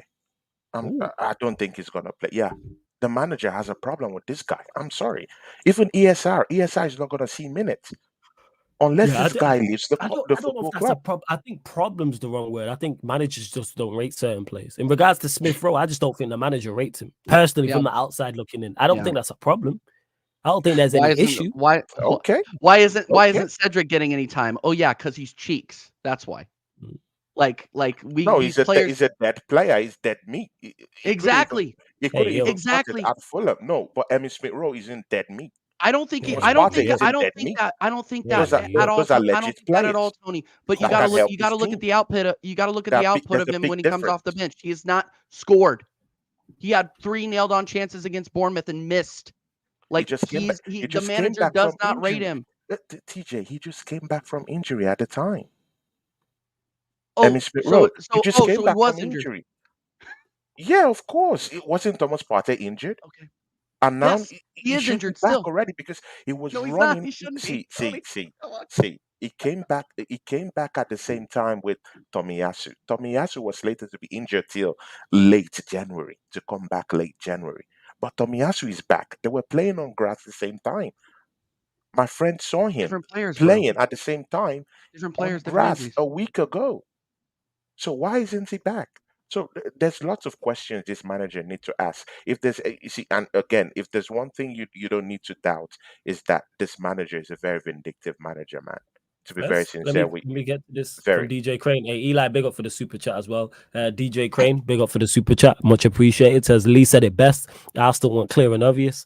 Clean out your desk and leave my club. It's obvious you are not good enough. Yeah, Lee Gunner did say that earlier. Well, technically yesterday now when I was on his show. To H asking about pro clubs. Yeah, there will be clubs after this. Not sure if there'll be trials. I may just shout out the man him and see what's going on in regards to. But I'll run the trials probably tomorrow or over the weekend again anyway, to definitely, because this show's ran longer than expected. But hey, we're gonna keep the show on the road, people. We are gonna keep the show on the road. But yeah, back to you, Tony, in regards to the question. Let me get to it, because I did start it 1 second.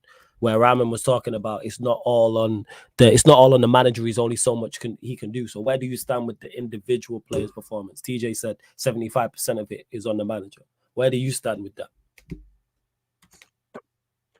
Yeah, I agree with TJ. Yeah, I agree with him. It stems from the manager. But again, just last weekend, yeah, I put up a case that the manager shouldn't, totally get the blame. Also, these players too should also get the blame. Also, that Gabriel Martinelli's form has dropped so badly, yeah, so horribly that I don't know if it's Modric 2.0. In fact, I'll take Modric right now than take a Gabriel Martinelli right now. He's that bad. He's that bad. He can't even shoot. Back-to-back games, he had one-on-one chances, just open net goals, and he couldn't get it. So personally, I think it's more about mentality, not maybe about the the tactics per se, but more about the mentality. What is this manager telling these guys when they go in, to that dressing room? What does he tell them? Does he put them in shape mentally about the need, to get one goal, to get two goals, to come back in the game, to impose themselves in the game. And again, I've seen Gabriel Martinelli's body language. I'm sorry, man. I read body language quite well. I'm sorry, man. His head is in air right now, and he's not really looking at like the same kind of player like last season. The proof is in the pudding. He has just got only 2 goals this season. Look at Bukayo Saka; his form has dropped, and again, that could be due to lots of things. That guy has played 258 games non-stop. Yeah, the burnout. How about that? He's a human being. Yeah, this guy's is he 22 yet? To play that amount of games again, Saka clearly can be seen hobbling and wobbling and limping each game, and he's being kicked every time. Has this manager given him a rest? The answer is no, no rest. Did you bring in any competent guy to give him a big shout in that right hand side? The answer is no. There's no one there. He'll be run to the ground. He's played almost all the whole games for Arsenal this season. He's going to play in that game against Liverpool, and he will be kicked. He'll be doubled upon. That's the problem. And again, this manager can't he doesn't have the he doesn't have the mindset here to actually know how to move these players around, safeguard them a little bit, switch them about. Yeah, he doesn't. And you didn't even bring in, the like for like replacement for these guys at all. So I'm sorry, it's a bit of a worry. Yeah, and again, you look at a player like Gabriel Jesus, his link up play has even dipped. Yeah, he's like that's what I'm saying. Yeah, it's more of a mental thing. It's more mental than really tactics, and it's more about a mental disposition about how the players Mhm. see the game. Uh, And again, when it's a mental issue, then you look at one person and one person only, the manager. It's a mental problem. There's a big, big, big mental block. Probably maybe he's not communicating that much to these players. He might shout it out, he might demand it. But is he really sinking in? Mind you, a parting shot Lacazette dropped before he left the football club. He said, "These players don't listen to Mikel Arteta." He Is that said what he that. said? That's what he said. Lacazette. He said that. He said they don't listen to Mikel Arteta. So that's a big indictment on Mikel Arteta. And mind you, what do you expect? He's a Cone guy. Come on, man. He was a Cone guy for Mikel Arteta, for Pep Guardiola. Come on, man. Let's don't talk That's a as bit if this harsh, guy man. is one. A bit, No, I'm it's a bit sorry, man. harsh. Let's don't talk as if this guy is That's has wild. the pedigree or has the pedigree to That's a bit manage. harsh. He's a I'm better than a sorry, cone man. guy. He doesn't have the pedigree He to was manage. like, And you know what? Yeah, you know what? Yeah, see, it seems so good. It seems so good and squeaky. Yeah, when Terry you know of the terrace, says, Shout "Hey, out Terry. Arsenal." Big on the football big Shout up out Terry. terrace. Terry. They're in the running for the title. They're in the running. Mikel Arteta's doing good. Nah, he Bro. just wants he wants Mo- Arsenal fans to see, drink the see, Kool-Aid, man. you know what? Yeah, and many Sure it Arsenal is. fans are drinking Yeah, that you're Kool Aid right. right now, and that's the problem we're having. Drink We're the having Kool-Aid. rival fans. We're having rival fans pick up this manager. We're having rival fans pick up our team, and they're See, not really seeing what's really this is going on in our this is where team. I'm honest because I won't We're big up the dying. manager and the team over the top, but I still tell you drink the Kool-Aid. I say, but Arsenal very good side, very good players. I think you have some exceptional players as well. Good manager, good system, play good football. One of the better sides in the league. Do I believe you're good enough to win the league? Absolutely not. But do I want Arsenal fans everywhere to believe you are? Yes. Drink the Kool-Aid. Drink. I Exactly. keep saying this. Drink That's the it. That's My Kool-Aid. what man, rival my fans man, wanted. my man is setting people up to cry on his Facts. podcast. That's what it is. Absolutely. I said it to a shout out to Judge Mo when I was on his Not channel good with enough. Dahoud. And this is when you lot were top of the league. I think it was last month, maybe a month to 6 my weeks ago. God. And he was telling me that you lot was in good form. And he told me verbatim, I'm just hating because I'm a United fan and United are bad. And Arsenal are doing well and they're going to do this, that, and the third in the league and the Champions League, and I don't want him to be happy. And I told him, like I've been saying ever since, no. I want every Arsenal fan to think like you. Every single Arsenal fan to believe in their heart of hearts you are going to do the business. Because the tears would be great. And of course, that too. Yes, as a United fan, of course.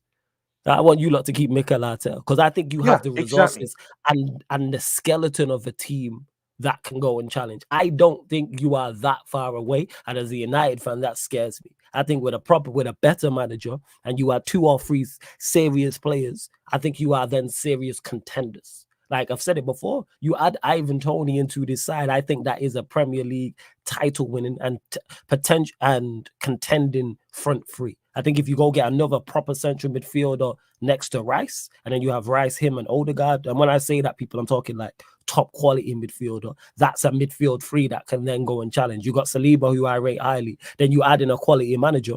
That's not that far away when you compare it to my team, because we are a million miles away from that. If you want to go down, see, Flawless, if you want to go down the rabbit hole, I'll open it for you. It's more than 3 players. Yeah, we need that midfield to be think about it though. The reason why I disagree with that. We need 6 players in this team. No, 6 players. But I bet it's not 6. But it's not 6 first teamers though. We need Tony. It's not 6 first teamers though, is it? It's 6 squad players. Teamers. No, 6. I disagree with that. I don't think you're 6 first teamers. Okay, good. Okay, let me ask you a question, Tony, before you carry on. No. Let me ask you one question. Do you think you, from the position you was in last season, you should have won the league? Yeah. That goes to show that the squad is there. Oh my God! Oh, that goes to show the squad is there. Oh, you might have got it. That's a very unfair. If Arteta can do that, we play, and I agree. I think you need improvements. But if Arteta can do that, who I don't think is of a certain quality, and you're lacking in certain areas, imagine you go and get a manager of quality. Because I think a manager of quality makes a huge difference. Let me just clarify that. A manager. I've seen us win a league and win 5 league games away from home all season long. Managers make a huge and add in the quality as well. Yes, I don't. At 6 players are here, but I don't think your 6 first teamers away because you should have won the league last season, and your manager and your players let you down. More so, your manager. I blame your manager more so than the players for what happened last season. But yeah, go on. Flawless. Tell me if I'm lying in this. Yeah, we need. Hey, before you carry on, you lot keep it clean in the chat or you will be blocked. Just to clarify, poke holes in the argument, but any personals, you will be blocked. Let me just clarify that. Are we telling anyone to shut up? Let's not name no names because we've seen Tony and TJ go back and forth and they ain't mentioned no names. So don't hit us with no shut up, please. I beg. Please keep it clean. And YG, let me know if you're about for clubs as well. Same to you, TJ. But go on, carry on, Tony. Yeah. We don't need 3. Keep it clean. See, guys, see, if I'm lying, please call me to it. We all agree that Saka needs a rest, TJ. We all agree on that, right? He needs a rest. He needs someone competent who would come in and give him a big shout, and on that. I think our wingers are. I think the right wing position is the least of our issues. But go ahead. No. I'm just saying, yeah. But again, why are you saying this? We had Gabriel Martinelli give us 15 goals last season. We had Bukayo Saka give us a huge amount of goals last season, and right now Martinelli only has 2. There's a problem. Yeah, I know. And right now that is out of form. We need someone who will come down there and distribute out. It's the tactics of this manager. I don't think it's the level of talents of the players. Oh, okay, good. But they are not performing either way, so we're screwed either way, right? Well, they're not performing in a system that you can tell that they don't rate. See, TJ. They are not scoring goals. They are not scoring right now. I think that is partially on the manager. When a first team player isn't scoring, what do you do? What do you do next? Drop him. Drop him for who? Whoever's there. Whoever's there. But here's the thing. Here's the thing, Tony. Tony, is that we do not. You answer the question. Let me get. Go ahead. I asked that question for the right reason, because there's no one out there to come in and score those goals for the first team. So we need competent players down here. We need someone on that right hand side fighting for that position for Bukayo Saka. We need a striker. And mind you, if a striker that we bring in goes down, we're back to reset settings. We're back to Eddie Nketiah. We do need someone. I'm not a striker again, but again, see. I guess But we all I'm saying, Tony, I wait, guess wait, all wait, I'm wait, wait, saying, wait, wait, wait. and TJ, let me finish. I'm TJ, let me piggybacking off finish. of Good. Flawless So now that's two hold on players. real quick. Go on, Just TJ. Let me, Go TJ, let me finish. go ahead. TJ, let me Go ahead. finish, man. Go ahead. See, that's two players. We need a central midfielder, someone who will come in at least and help out Martin Odegaard with his, in creating chances because he's not Mhm. creating chances in it right now. That's three. See, have you thought of the implications if William Saliba drops right now to an injury, right now as we speak? If he falls right now, that was what happened last season. We didn't win the trophy. TJ, that's four already. I've already mentioned. TJ, we need a left back. Julian Timber had an ACL. I'm sorry if that guy comes back. An ACL injury is a very serious one, man. That could keep you out for over a year. We do need a new left back. You can agree with that, right? You can Yeah, agree with that, Tony, I right? can agree with Good, everything good. that you're Now, saying, bro. now, now, good. That's five. That's five as we speak right now. Mhm. Do you think Ben White is good enough? Do you Yes, think he's good enough? I think he's good enough Have to you be in seen the his recent squad. performances? Have you seen his recent performances? Is it Yeah, good enough? no, not at all. I've said that. I Okay, literally called him Ben okay, Shite at the beginning okay. of the show. If I were you, I would start having ideas of bringing someone there who is more competitive. Down there, Timber. we need a new, we need a We new, we need a new left centre mid. Yeah. How about Turam? How about going and getting Versace for us how and go about get going and Turam? getting James Madison Yeah. for 40 million So over the summer? I've already told you. Hey, I've already told you must about be six serious. players. I've told you already about six players who will come in and give us a title. It's simple. Yeah. Six. We need six. We need six. Tony, Anything more than everything that, you're forget saying is about the well and title. good, bro. Everything you're saying is well and good, but I Because don't trust Flawless this said we need manager just to three. go out and Flawless said we need ID the three, talent and it's that is deeper good than enough that. to We need be. about six. No. But the thing is, when I say three, that's where we have the difference maker. Because I look at your team. You know how I know your squad is not that far away because you should have won it last year. That's how. And here the thing is, don't get it mistaken. The three players I'm talking about need to go in and be the best player in their area. So when I say you lot need a striker, the striker that comes in has to be the best player in your attack. So better than Saka, better than Martinelli. The Mhm. central midfielder I think you need has to go in there and be better than Rice and better than Odegaard. The same way Liverpool did it when they went and signed Van Dijk and Alisson. They were the two players that then took them over the top. Alisson, top quality goalkeeper. Van Dijk joined that team and became their best centre back. So the players, and also it's right down the spine of your team I'm talking about. Striker, because I think Saliba's there. Goalkeeper, I'm still waiting to see more. But goalkeeper, cool. But you've got Saliba there, boom, he's one. You now need your midfielder and your striker. Right down the spine of your team. Because what I said all last season was your spine is not strong enough. When you look at Premier League title winning sides, in central midfield, I can't remember, probably since Blackburn in the early 90s, you have a world-class player in there. As good as Partey is, as good as Xhaka is, as good as Odegaard is, none of those are world-class midfielders. I said this Yeah. before. I think Partey and Xhaka would have been the worst midfield pivot in recent times to win the Premier League. And Arsenal fans got on to me about that. It's vitally important when you look back at any team, even Leicester when they won it. Yeah, Drinkwater was there, but they had Kante, who is one of the best central midfielders we've ever seen in the Premier League. If we do a Maguire. Premier in the past 10 years, if we do it in the past 10 years, if we do a Yeah. Premier League team of the last 10 years, Kante's a surefire, like we're suggesting him. That's the point that I'm making. Like, it's Yeah. so key. So don't get mistaken when I say 2-3 players, even though it's only 2 or 3 players, Yeah. it's 2 or 3 players of a certain quality.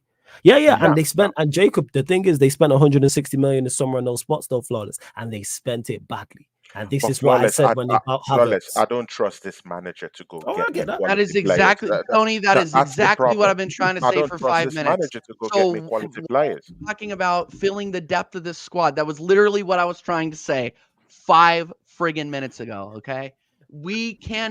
I don't want to hear about signing anybody else other than Ivan Toney if this manager is at the helm and directing what Yeah. kind of players he wants. I Marquinhos, agree. Vieira, Lakonga, Noon Tavage.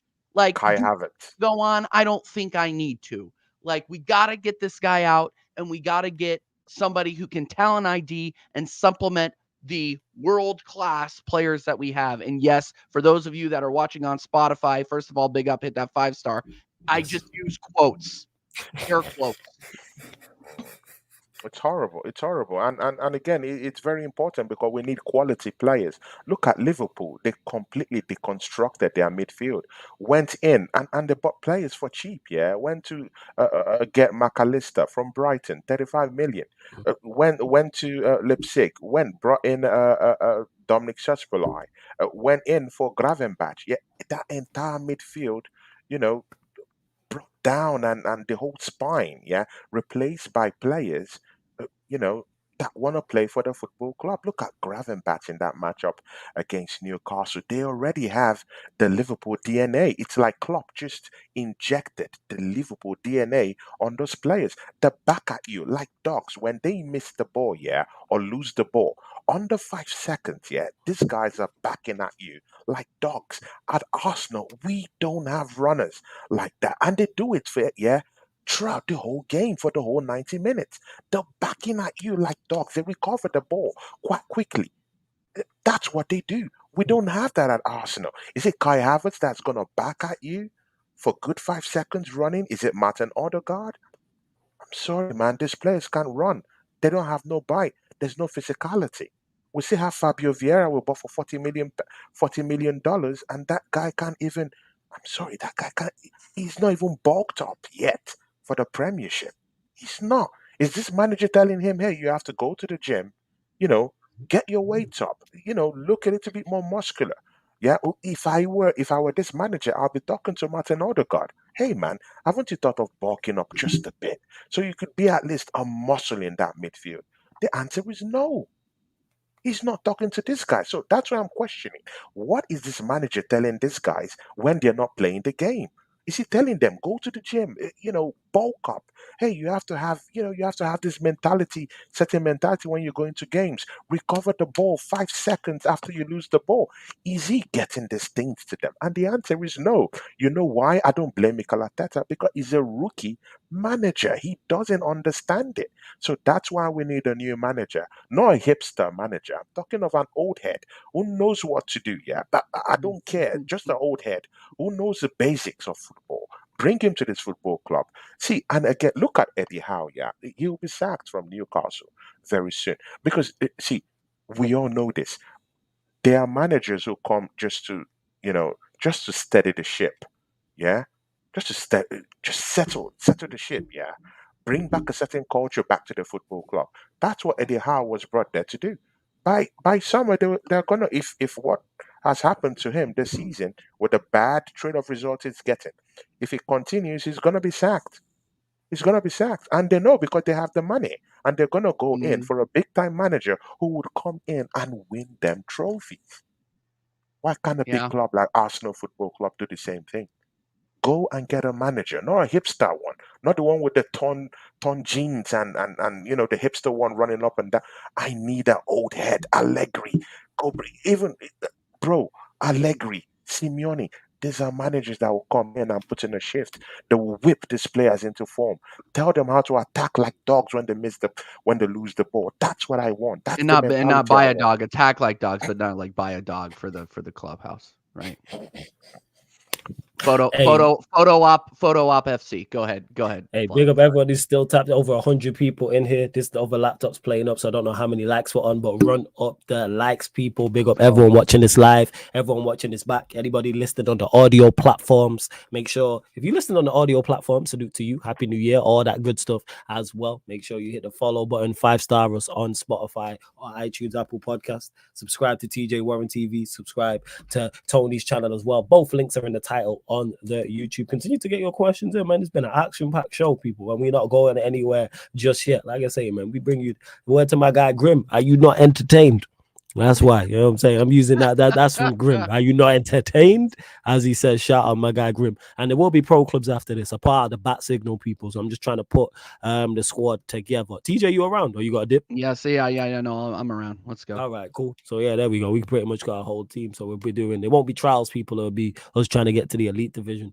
Done deal. Jadon Sancho signs for Borussia Dortmund until the end of the season. Trinity Red Devil. This was like, 1:23 a.m.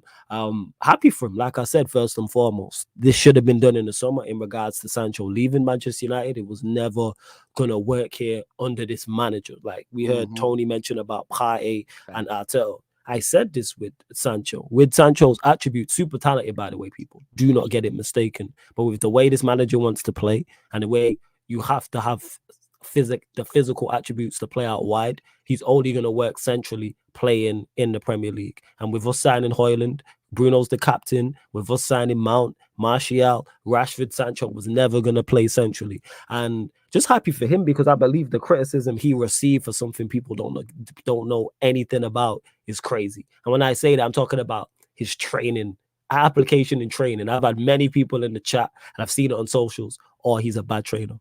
How the fuck do you know if he's a bad trainer or not? You don't watch training. You don't have a clue. Like people really don't know what they don't know. How are you telling me or typing that I should say with a straight, oh, he's a bad, just say you don't like Sancho. Cool. But to say he's a bad trainer, how? There is zero footage. Unless you are watching, then don't take Ten Hag's word for it. He could be a bad trainer. I'm not saying he is or he is not. What I'm saying is simply is I don't know. Now, if people have been critical of his performances in a Manchester United shirt, cool. I've said no. I've never defended his performances in a Manchester United shirt because people always turn it to that. Every time I've spoken on this situation with what happened with him and Ten Hag, ironically, after the Arsenal defeat, people are, oh, well, what's he done in a shirt? Nobody's mentioned that. I've talked specifically about the situation between those two and the way people talk about Sancho, like people in the chat, oh, he won't get another club. So why Borussia Dortmund coming in for him? Oh, he was a bad egg at Borussia Dortmund and always late. So why have they come back in for him? If he was such a menace and such a bad egg at Borussia Dortmund, why have they come and got him back then? Make that make sense. People be doing too much. Just be critical of his performances, which is fair. I've been critical of his performances. Me and Eddie, where we did the a Man United version that we do, you can go check it on the playlist. We did player ratings at the end of the season. We both gave Sancho a 3. And I'm someone who's a big super fan of Sancho. I hope he turns it around. They are in the Champions League, so I'm going to be keeping a close eye as well. But yeah, it's just crazy the way that people like TJ and Flawless. I would have taken Sancho into that Arsenal team, man. I'm sorry, man. I would have taken him. He wouldn't have played enough. So yeah, but I would have just taken a chance, man. Because right now, anything is better than these wingers we have right now. TJ, I think Reece Nelson can do a job. Obviously, he's not Sancho level, but bro, like I said before, and I'm gonna keep harping on this. The right wing. Why are we Arsenal fans so proud? Yeah, I don't know, man. Wait, proud? What are you talking, Tony? What are you talking about? Oh my god, we're already in the mud. Deep end, bro. TJ, you've gone off the deep end. We are in the mud. Yes, you have. So we can as well go to the mud. We can as well go to the mud and get a player to get us out of the mess we're in. We're already in the mud. There's no shame in going to get a player who could come in and help us out. I'm sorry, man. We're in the mud. Tony, listen. Right wing and left wing are the least of our problems in terms of depth. Okay? We have a center. We have a who is going to play center back if the worst happens and Saliba gets injured. Kiwior? Yeah. He's a Kiwior. Now I'm genuinely asking, is that your no? center? Yeah, it is. And we saw the job that he can do. Like, are we seriously talking about right wingers right now? Like, yes, of course, I would have loved to get Moussa Diaby. I would have loved to see him and get him signed and get him through the door for 30 million. Quality player. But at the end of the day, we went out and got a CDM, which we did need. And we didn't address the areas where we really needed to address. And that was the striker position. That's it. That's it, guys. Like why are we talking about these other positions where what is affecting us, our lack of scoring, is looking us right in the face? That's all I'm saying. That's all I'm Yeah, saying. I would yeah, love more no, depth at these players. I would love more depth at these positions, Tony. But all I'm saying is right wing is not the top priority. We have one of the best right wingers in the world in the right system. TJ, TJ, I see. The best right. See, I'll see. I'll I tone didn't that. say the best. I'll I tone said that one of the down a best. bit. Yeah, I'll tone that down a bit. Yeah, because Bukayo is not really. Come on, man. This guy he only has 6 goals this season. Other than Martinelli just 2 goals. Let that sink in, TJ. hold on, See, hold we're not. on, Tony. Other than Mohamed Salah, who in the Premier League is better than Bukayo Saka on the right? See, TJ, you can go into that politics, yeah, I'm because not. It's not you politics. can It's go a into that question. politics, It's not politics. It's a question. But we Arsenal fans know that Bukayo Saka's form has dipped. We know this, so Yes, because of the it manager's doesn't matter tactics. it doesn't matter if I say after Salah, Bukayo Saka is the best. Yeah, it doesn't matter because we do know that Bukayo Saka's form has dropped. We do know he has only 6 goals. We know he can do more.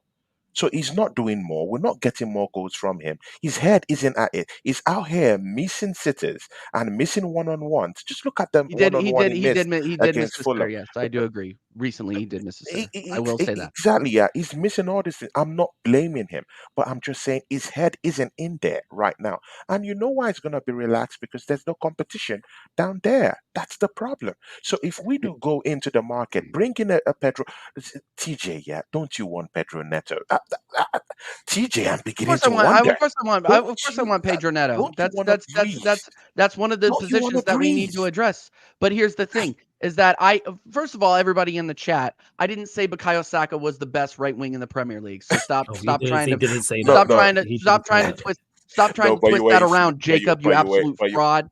All I'm saying is look, guys, on his TJ. day, on average, in a system that does not include Mikel Arteta throwing the same BS at the wall, Bukayo Saka is that guy. I truly do believe that. We've seen it. We've seen it. Like so don't try to come out here and tell me that somebody like Jared Bowen has a higher ceiling than Bukayo Saka. Like stop. Stop with this nonsense. Okay? Like sorry. I'm not and I don't even care. But Like Bowen has if we 12 had a goals chance this to get season. See, somebody else that's better fans are in that position, then I would say okay, Bukayo, you got to sit down. You got to sit down. But right now we don't have that and there are other positions that need bolstering outside of right wing. I really do think that position is the least of our problems. but TJ. Goalkeeper, fullback, center mid, left back. Take your freaking pick. Striker is number one. I don't mean to get so emotional about this, guys, and I said I wasn't going to, but come on, we are getting our But TJ, priorities if you're as getting Arsenal it, fans are so jumbled, it's absolutely insane. Look at the game with your eyes. We're not scoring goals. We have one of I think in the top, what are we in the top? I saw a stat today. In the top, out of the teams in the top 4, I think we have one of the least. Our count for goals scored in open play is got in open play. mid-table. And again, Jeez. that's due to We're awful. That's due to our attack not working. That's due to our attack not working. Exactly. So why are we throwing these Are not players under producing the bus? goals, so that's a problem. So we need to address that problem. TJ, that's what we're saying. We're not saying any other thing than that. And again, these positions you've just mentioned, You might yeah, carry on one good, second. yeah. But TJ, this thing you've just talked about, yeah, in the match against Newcastle, the match against West Ham, the match against Aston Villa, Arsenal had 56 shots. 56 shots and we didn't score anything. Yeah. How many of TJ, those shots were blocked? TJ, there's a problem. We have a striking problem right now. And our wingers are contributing to that factor. They're not scoring goals. So it's a big problem. If we had all those chances and they managed to put in maybe like 4 or 5 goals Tony, in, it will gloss. You see, it will context, even cover up. Tony, It will context is cover important it here. will cover up whatever problems we have at the back and we have in the middle if Tony, we're getting context those is goals. important here because you're talking about how many shots we're getting on target. They're literally you got to look at the amount of shots we got on target. So in that game that we lost to West Ham, we had 8 on target. We had 30 shots. That means we had we had a ton go wide, and we had, I think, double digits blocked. That means teams are freaking piling in the box and blocking our shots. Like we have to introduce context around this. Otherwise, the stats are like a short skirt, right? They give you a preview, but they don't tell the entire story, No, right? okay. Like Yeah. that's all I'm saying, is that we can talk about shots until the cows come home, but if you're not considering the formation that is being held against us, the fact that we are playing the same dead possession football, it's just it's hard to justify. That's all I'm saying. It's hard to say this is solely on the players. Because yeah, of course, could Odegaard finish some of those chances a lot better? Yes, 100%. Odegaard needs to step up, but we can't throw Martinelli under the bus and Bukayo Saka No, under the no, bus we're not. when the No, tactics don't support the kind no, of players TJ, that they TJ, are. we're, You we're know? not. TJ, it's not about throwing any player under the bus. The thing is, there you're not performing, and when you're not performing, you need to be held accountable. There's no responsibility, and this is the thing. Yeah, I'm talking about. There's no responsibility in this team. We need these players to start taking a form of responsibility. We have to Mhm. start holding these players account. For their crimes. You can't be getting open chances, one on ones, and fluffing your lines. Gabriel Martinelli had two back to back, one on ones, with him and the post, not even with a goalkeeper. And he couldn't just shoot the ball in. Two of those chances went begging in the last two Mhm. games. He couldn't do it. So there's a problem. That responsibility needs to be taken. And again, you Yeah. can't even blame him because there's no competition down there. And that's why I'm asking for competition. Arsenal, roll your sleeves. Go in down there and go bring in wingers for me. Go bring in a winger. Go bring in a midfielder.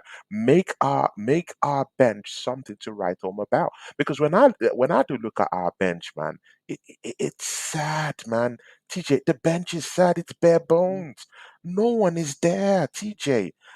See, I referred this thing to you. Yeah, Vatio was coming out from the bench for Manchester City in their last matchup.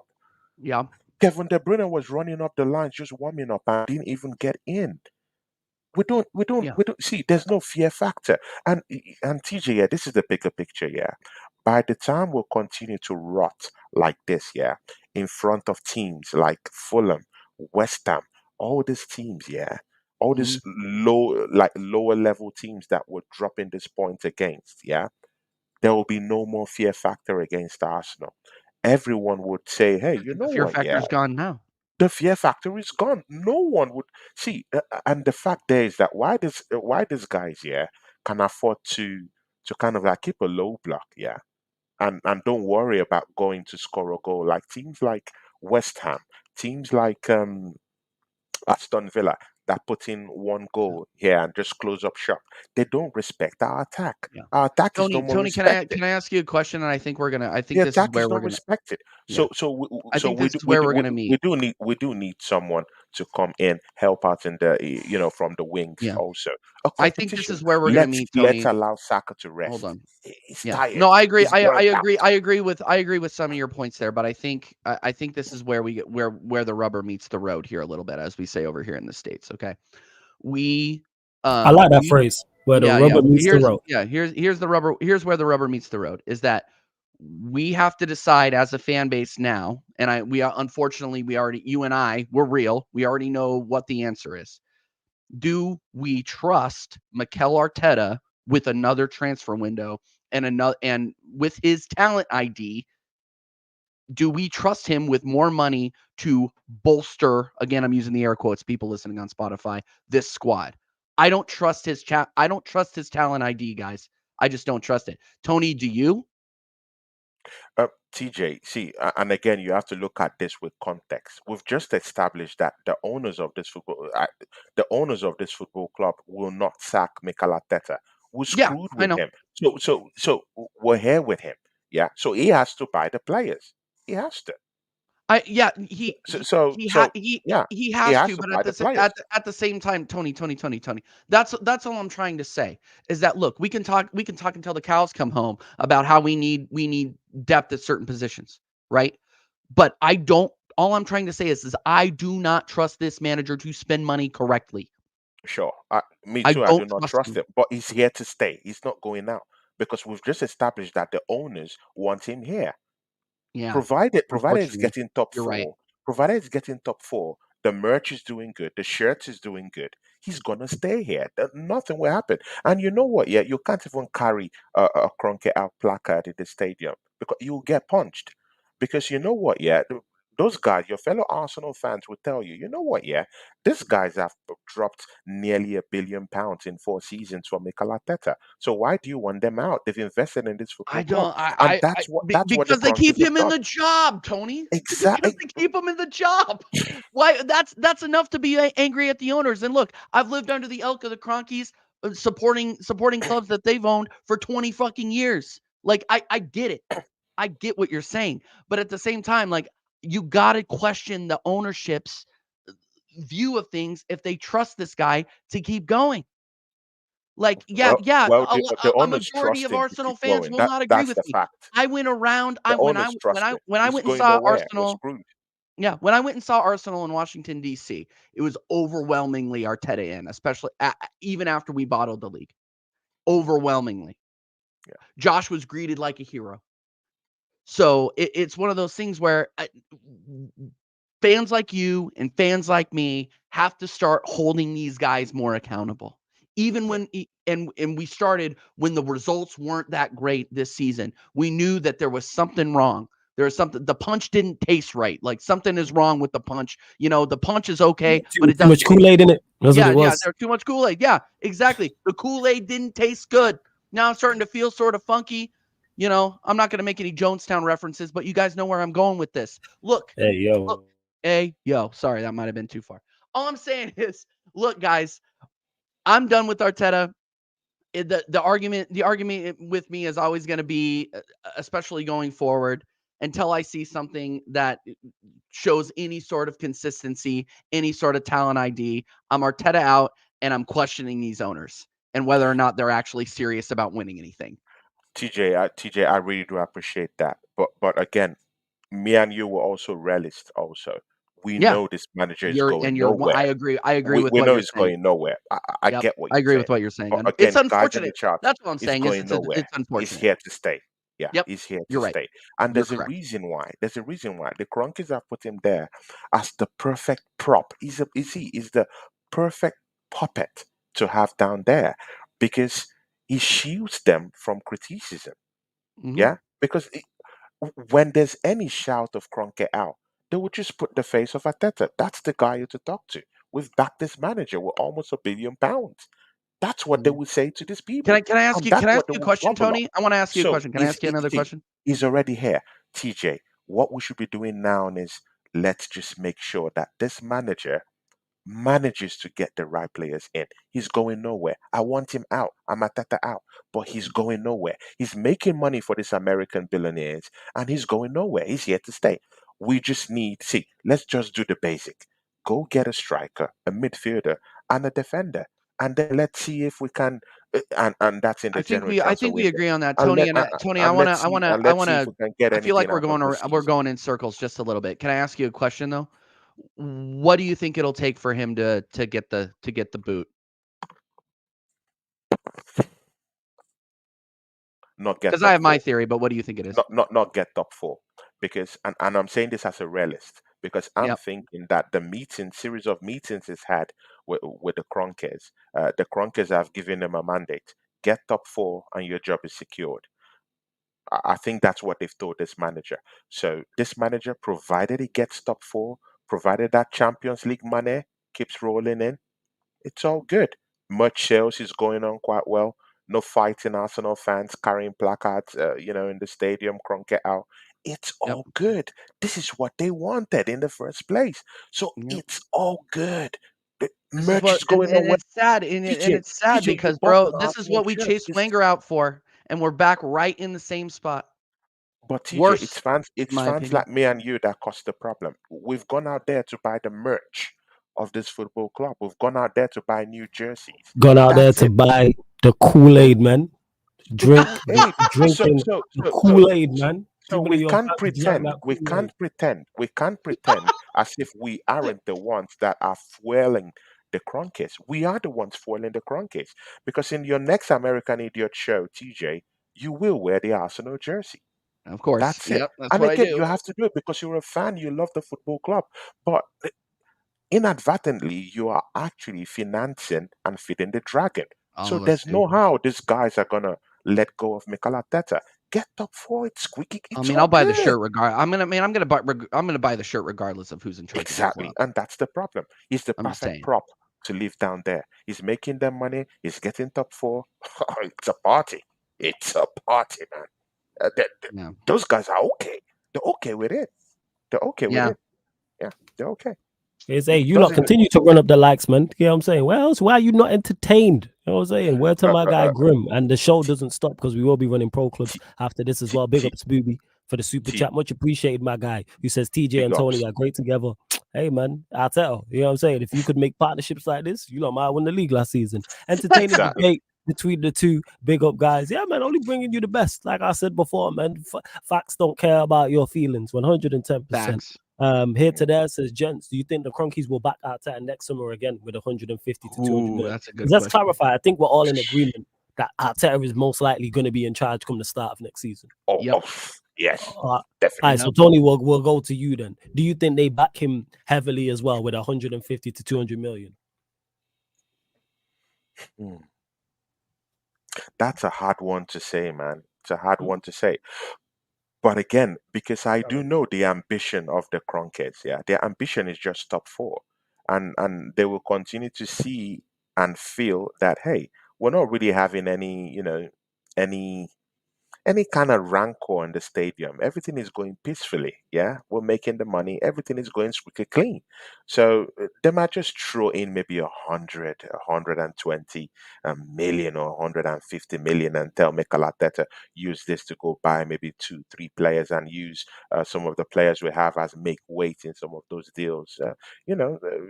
They'll make you go around. And of course, we have blockheads like Edu, the sporting director, scooping awards everywhere around Europe, and dropping a big shoulder, yeah, and they will gobble it, they will take it.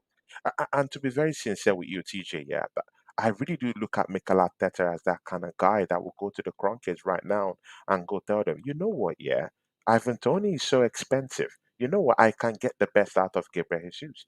This guy can go tell them this, and we might not get a striker. I'm telling you, Yeah. man. See, No, the you're rot right. is big. He's a puppet. He's a puppet, but he has this shell, yeah, of a very strong manager exterior, yeah. But in between the lines, he'll go to the Kroenkes. He will tell them, see, you know what, yeah, just give me 100 million, 120 million. Let me see what I can do. Get two, three players or something like that, and that's what he's gonna do. And that money's not gonna get us the kind of players that we need unless this guy start thinking tactically. Hmm. If you ask me, we can do this in a very clean, sustainable way. We have players who are dead meat in this football club. Cedric is down there. El Neni he just has only 1 year, good. But we don't have any need of Ramsdale. He's up there in the market for about 40, 50 million price tag. Sell this guy out. 40 Yeah. million. Sell him to Chelsea. I mean, yeah, I agree with you. If we're not going to play him, Sell. then sell him. Yeah, absolutely. And I'm Sell sure him. Yeah. Ramsdale is a Premier League starting goaltender. Like that. This is not a a debate. Like we Yeah. know that we're not going to have both of them next season. But to answer your Mm. question here to there, I'll take it just real quick. It depends on where we finish. I think that Arteta, obviously, if we get top four again, then he'll get backed. But we need to go far in the Champions League. We need to show that we are just on the edge of winning a big honor for them to be like, you know what? Yeah, we're gonna go out and we're gonna give this guy auxiliary cash, and we're gonna show him, yeah, let's back this guy and say, okay, we trust you with what we got. But we know that isn't gonna happen. It's not So gonna happen. we aren't going to see the amount of money that we saw last season. I really So you don't think see it's it. less? You think it's definitely less? I think it's we're not going to spend 120 million on another player. Like it's not going to happen. It's It's not not going to happen. possible. And guys, yeah, see, guys, before you guys get all wet up, yeah, with that amount of money, yeah, that here to there just talked about, yeah.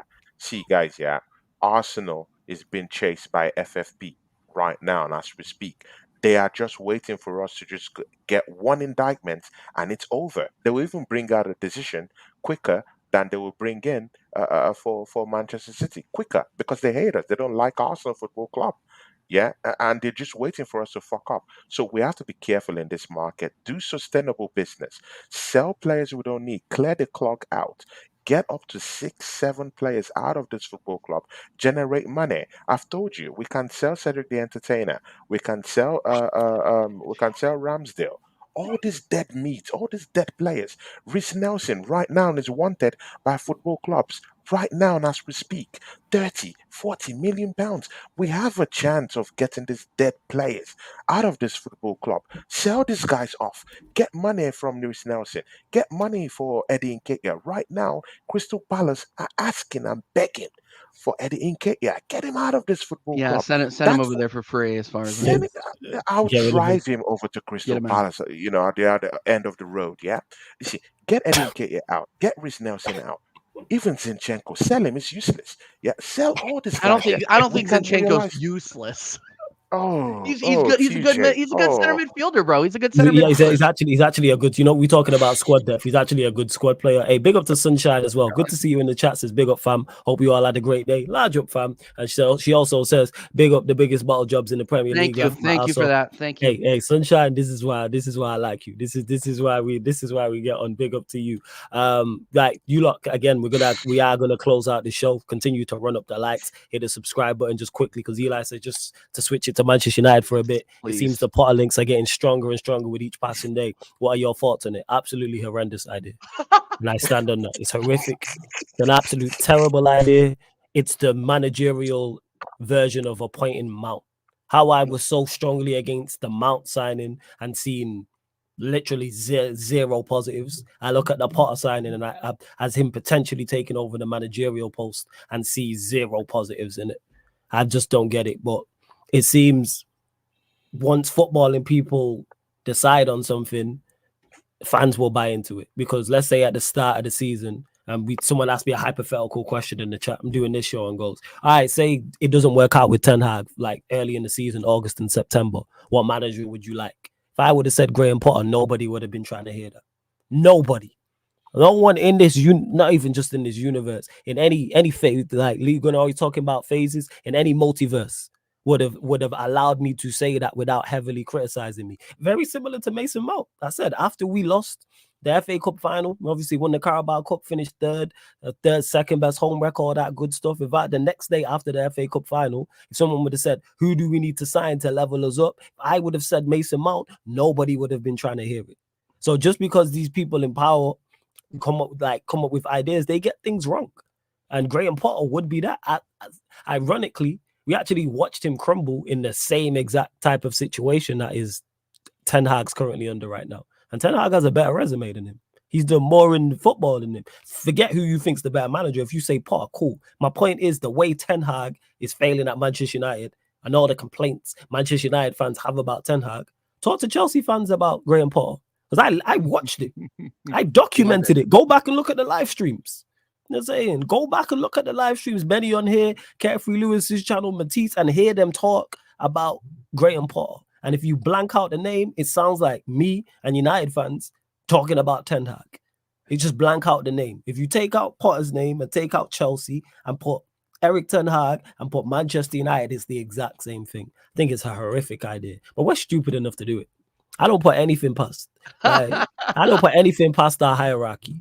Nothing past our hierarchy. But hey, we move anyway. But love to everyone that's locked in. Hope you lot enjoy the show. We will be redirecting here to Pro Clubs. But before we do, Tony, great show as always. Great having you on. Definitely going to have you back on the channel. You already know. You lot subscribe to his channel. The link's in the title. Tony Claude Gunner TV. Click the link, opens up a new tab. Let them know where they can find you, what you got coming up, all that good stuff. See, guys, you see, Flawless is a very slick one. Yeah, I call him the slick one. Yeah, see, he's got me and TJ, wrestling and punching each other like as if me and TJ are in a UFC 290. See, guys, that's what Flawless. See, He's a flawless podcaster. That's what he does. He does what, this, guy. You know, what does that do? Yeah. and you can see we didn't even talk about Manchester United. He did this Because you the talk of the crafty, town, man. You the headline. You the slickly, yeah. headline. And me and TJ are here tearing each other apart. But again, and that's why I thank God TJ is my brother, man. You know, after this, we're gonna nod heads and shake hands, and Yeah. give a bro hug, and that's how we do. See, yeah, guys in the chat, yeah, big ups to all of you, and a couple of real ones in the chat, because you guys are the ones that make this channel tick. Yeah, you guys are the real ones down there. You are the ones that I really, really respect. Out of everything, yeah, because you guys are awake this late to come show support to my brothers TJ. Of course, he runs this show with TJ and Flawless. They've made this show a very, very big show. I've always wanted to come to this show, and thank God that my brother TJ, gave me the opportunity, and Flawless also gave me the opportunity to come Of down course, man. here and talk football with you guys. Yeah, big ups. My channel is Tony Cloud Gunner TV. See, yeah, guys, yeah. I run a channel on steroids, yeah, because anything can happen. Yeah. Anything That's can true. happen. That's true. Anything can happen. You can get the unscripted Tony. You can get the calm, cool, collected. You can get the mad Tony who's ready to get Ateta out of that club immediately. You can get the calm one who just wants to listen, to people just talk. And you can get the one who's ready for a street fight, just like the one me and Flawless had on my channel. Guys, you have to That's go watch that one. That was a facts. real street fight, yeah. He came in Enjoyed that. swinging and punching. I want to have that feeling again, yeah. So, guys, yeah, please come show me love, yeah, on my channel, Tony Cloud Gunner TV. And again, I accept opinion. I'm an opinion sampler, so it doesn't matter if you're negative, partisan. I don't like all those terminologies. I take fans for what they are. You are fans. You have an opinion, and if you have an opinion, you are the person I respect. I respect you because you have an opinion. I look at you as a better person because you have a say. You want to say something. You are better than a lot of fans that don't want to say anything.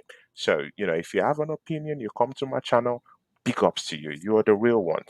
Have an opinion, come to my channel and talk football at Tony Cloud Gunner TV. And big ups to every one of you. I see Wolfang Division down there. That's my brother. They assembled here Big to up. there, Oregon Gunner, all these real ones around here. Yeah, big up to you guys. Yeah. And Yeah, DJ man. Crane, big ups. AJ Biat, you brought in lots of decent comments, down here. Slice also down here. Big ups. Eli too, real one too. Big ups to everyone, yeah. And keep supporting this channel and support TJ Warren and Mr. Flawless on Sarcasm TV. Big ups to everyone. Thank you Yeah, so man. much. God bless you guys. Yeah, man. Big up, Tony. You already know, man. Yeah, large, man. Yes. Love that. Man, it's the slick comment. That's it. Yo, that's the main event. I was saying. We've been the main event for the longest. Now it's your turn. We have been the back page headline. No, not even just the back page, but also the two. When you open up the back of the newspaper, the 2 pages there, and then it's everybody else. So now it's your turn. I was saying, Brother, we've been it's here. slick. It's We've slick, been here. guys. Like, Slick. these people want to hear about Arsenal. They tired of hearing me talk about Manchester United. But TJ, my done. Let me know where they can find you, what you got coming up, all that good stuff. Yeah, first of all, big up Tony every single time. He's my brother, and he's one of me and him may not have the same opinions, yeah, but at the end of the day, we show love every single time. He's my guy. So big up Tony Cloud Gunner every time. You can find me over at TJ Warren TV. Tomorrow we got our American Idiot show, 9 p.m. Every Friday, it is a banner show. It's absolute jokes with me and Dal, the Oregon Gooner, and Connor. And then you can find me on Sunday crying during a watch along on my channel. I'm going to be doing a solo watch along on my channel. I got the scoreboard going. I got everything going. So if you want to see a grown man breakdown on YouTube, come on over to TJ Warren TV. And we'll do it. I'm on the road. My goal for this week, people, this weekend, is to get to 700 subscribers. Okay, I am 20 away. I believe I can do it. 20 away. Yo, there's over 90 of you lot in here, and he's asking for 20 subscribers. 20 Get my done, TJ. Support, you know what I'm saying? And everyone you see here, you know what I'm saying, is a part of Sarcasm City TV. They got real estate in the city, so you support TJ. So get him to 700 subscribers. Make sure you lot do that. Absolutely. I appreciate it, Flawless. And yeah, just hit the subscribe button, hit the notification bell, TJ Warren TV. It's right here, people. Ooh, that's fine. I might need one of them still. I'm not gonna lie. All right, I might need one of them. Another order is on the way. But big up everybody. Flawless again. Thank you.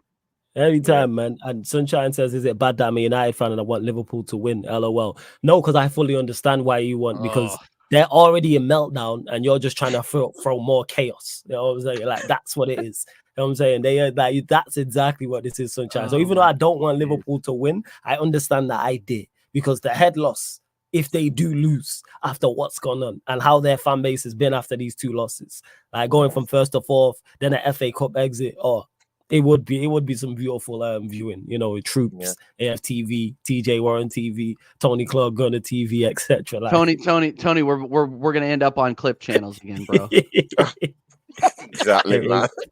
But don't forget, people, this show, you see this show on the YouTube channel, on the Sarcasm City TV YouTube, and all the other shows on the channel, apart from watch-alongs, are available on audio-only platforms. So wherever you listen to podcasts, wherever you listen to music, type in Sarcasm City TV, and this show and all the other shows will pop up. So Android users, everyone who uses Spotify, type in Sarcasm City TV. 5-star us, please. 5-star us. I mean, we got 8 had 8 ratings. I want to get that to double figures. So 5-star, we're currently at 4.9. So 5-star us on there, please. Make sure you do so. Spotify, Sarcasm City TV. Follow us, 5-star us. All you iPhone users, know there's a lot of you lot out there. Go to iTunes, Apple Podcast, 5-star us on there. Leave us a review. Even if you don't listen on audio, it helps. We're trying to grow in the audio space. So make sure you do that. Same with SoundCloud. Hit us with the follow or wherever you listen audio-wise as well. I'm literally going to go live right now on the gaming channel. So give me 1 second to set that up. So it's going to redirect straight from here to the Sarcasm City TV gaming YouTube channel. Make sure you follow on the Twitch as well, because there'll be stuff going on there. AFCON watch-alongs will be on there. You also get all the non-Manchester United Premier League watch-alongs. FA Cup will be over there. So we got Tottenham Burnley. We have the Liverpool Arsenal game on there. NBA watch-alongs will be back on there as well, people. So just keep a lookout. Like we do NFL content on there. The UFC show will be back. Walk to the Octagon with my guy Sheik, and obviously my Don Eddie as well. So make sure you lot check that out, people. But yeah, we are literally gonna go live on here. 1 second, let me set this up. Yeah. And then just retweet. Shout out to B Banjo. Yeah, shout out to you, man. Thanks for that, man. And thanks for subscribing to my channel. And big ups to Wolfang Division. Also, you know, and a couple of other guys who are here. Strasbourg Steve, that's another big friend of ours who came down here. You know, Strasbourg, classy human being. Yeah, big ups to you, man. Yeah, real one, Strasbourg Steve. Here to there, DJ Crane, all these guys, big ups. Yeah, you guys are the real ones. Bro, facts. Literally, why is this not even got? What is going on? Why is this not gone live? 1 second, people. I'm just trying to redirect as we speak, but continue to, like I said, run up the likes, continue to support in the manner in which you have. I'm going to send you lot over to there. Yeah, Nick Brown, I see you. For those that are talking about late, why we stream so late as well, as people, because I do the earlier streams for the more UK based people and people who are your UK time zone based friendly, and then I do a late streams for, you know, United States is the second biggest region we stream in. Canada, I think, is in the top 5 as well. So like, that's what it is. I'm trying to cater. It's not just the UK thing, this channel. This is why I don't just have content creators from the UK. It's all about getting the best content creators from wherever they're at or whoever they support. That's what it is. You know what I'm saying? Sarcasm City TV worldwide, man. That's what it is. Yeah. But 1 second. Hopefully this has gone live, people. I'm just trying to legit redirect you lot to the gaming channel, and make sure you hit the like button as soon as you land over there, and hit the subscribe button as soon as you land over there as well, because it's rolled to 1,000 subs. There we go. It has finally now shown up. But love to everyone that's locked in. You get the show every Thursday midnight. Manutd United podcast, gonna talk from the Arsenal podcast, Manchester United Arsenal show. Big up for tuning in, and see you lot on the gaming channel. Salute.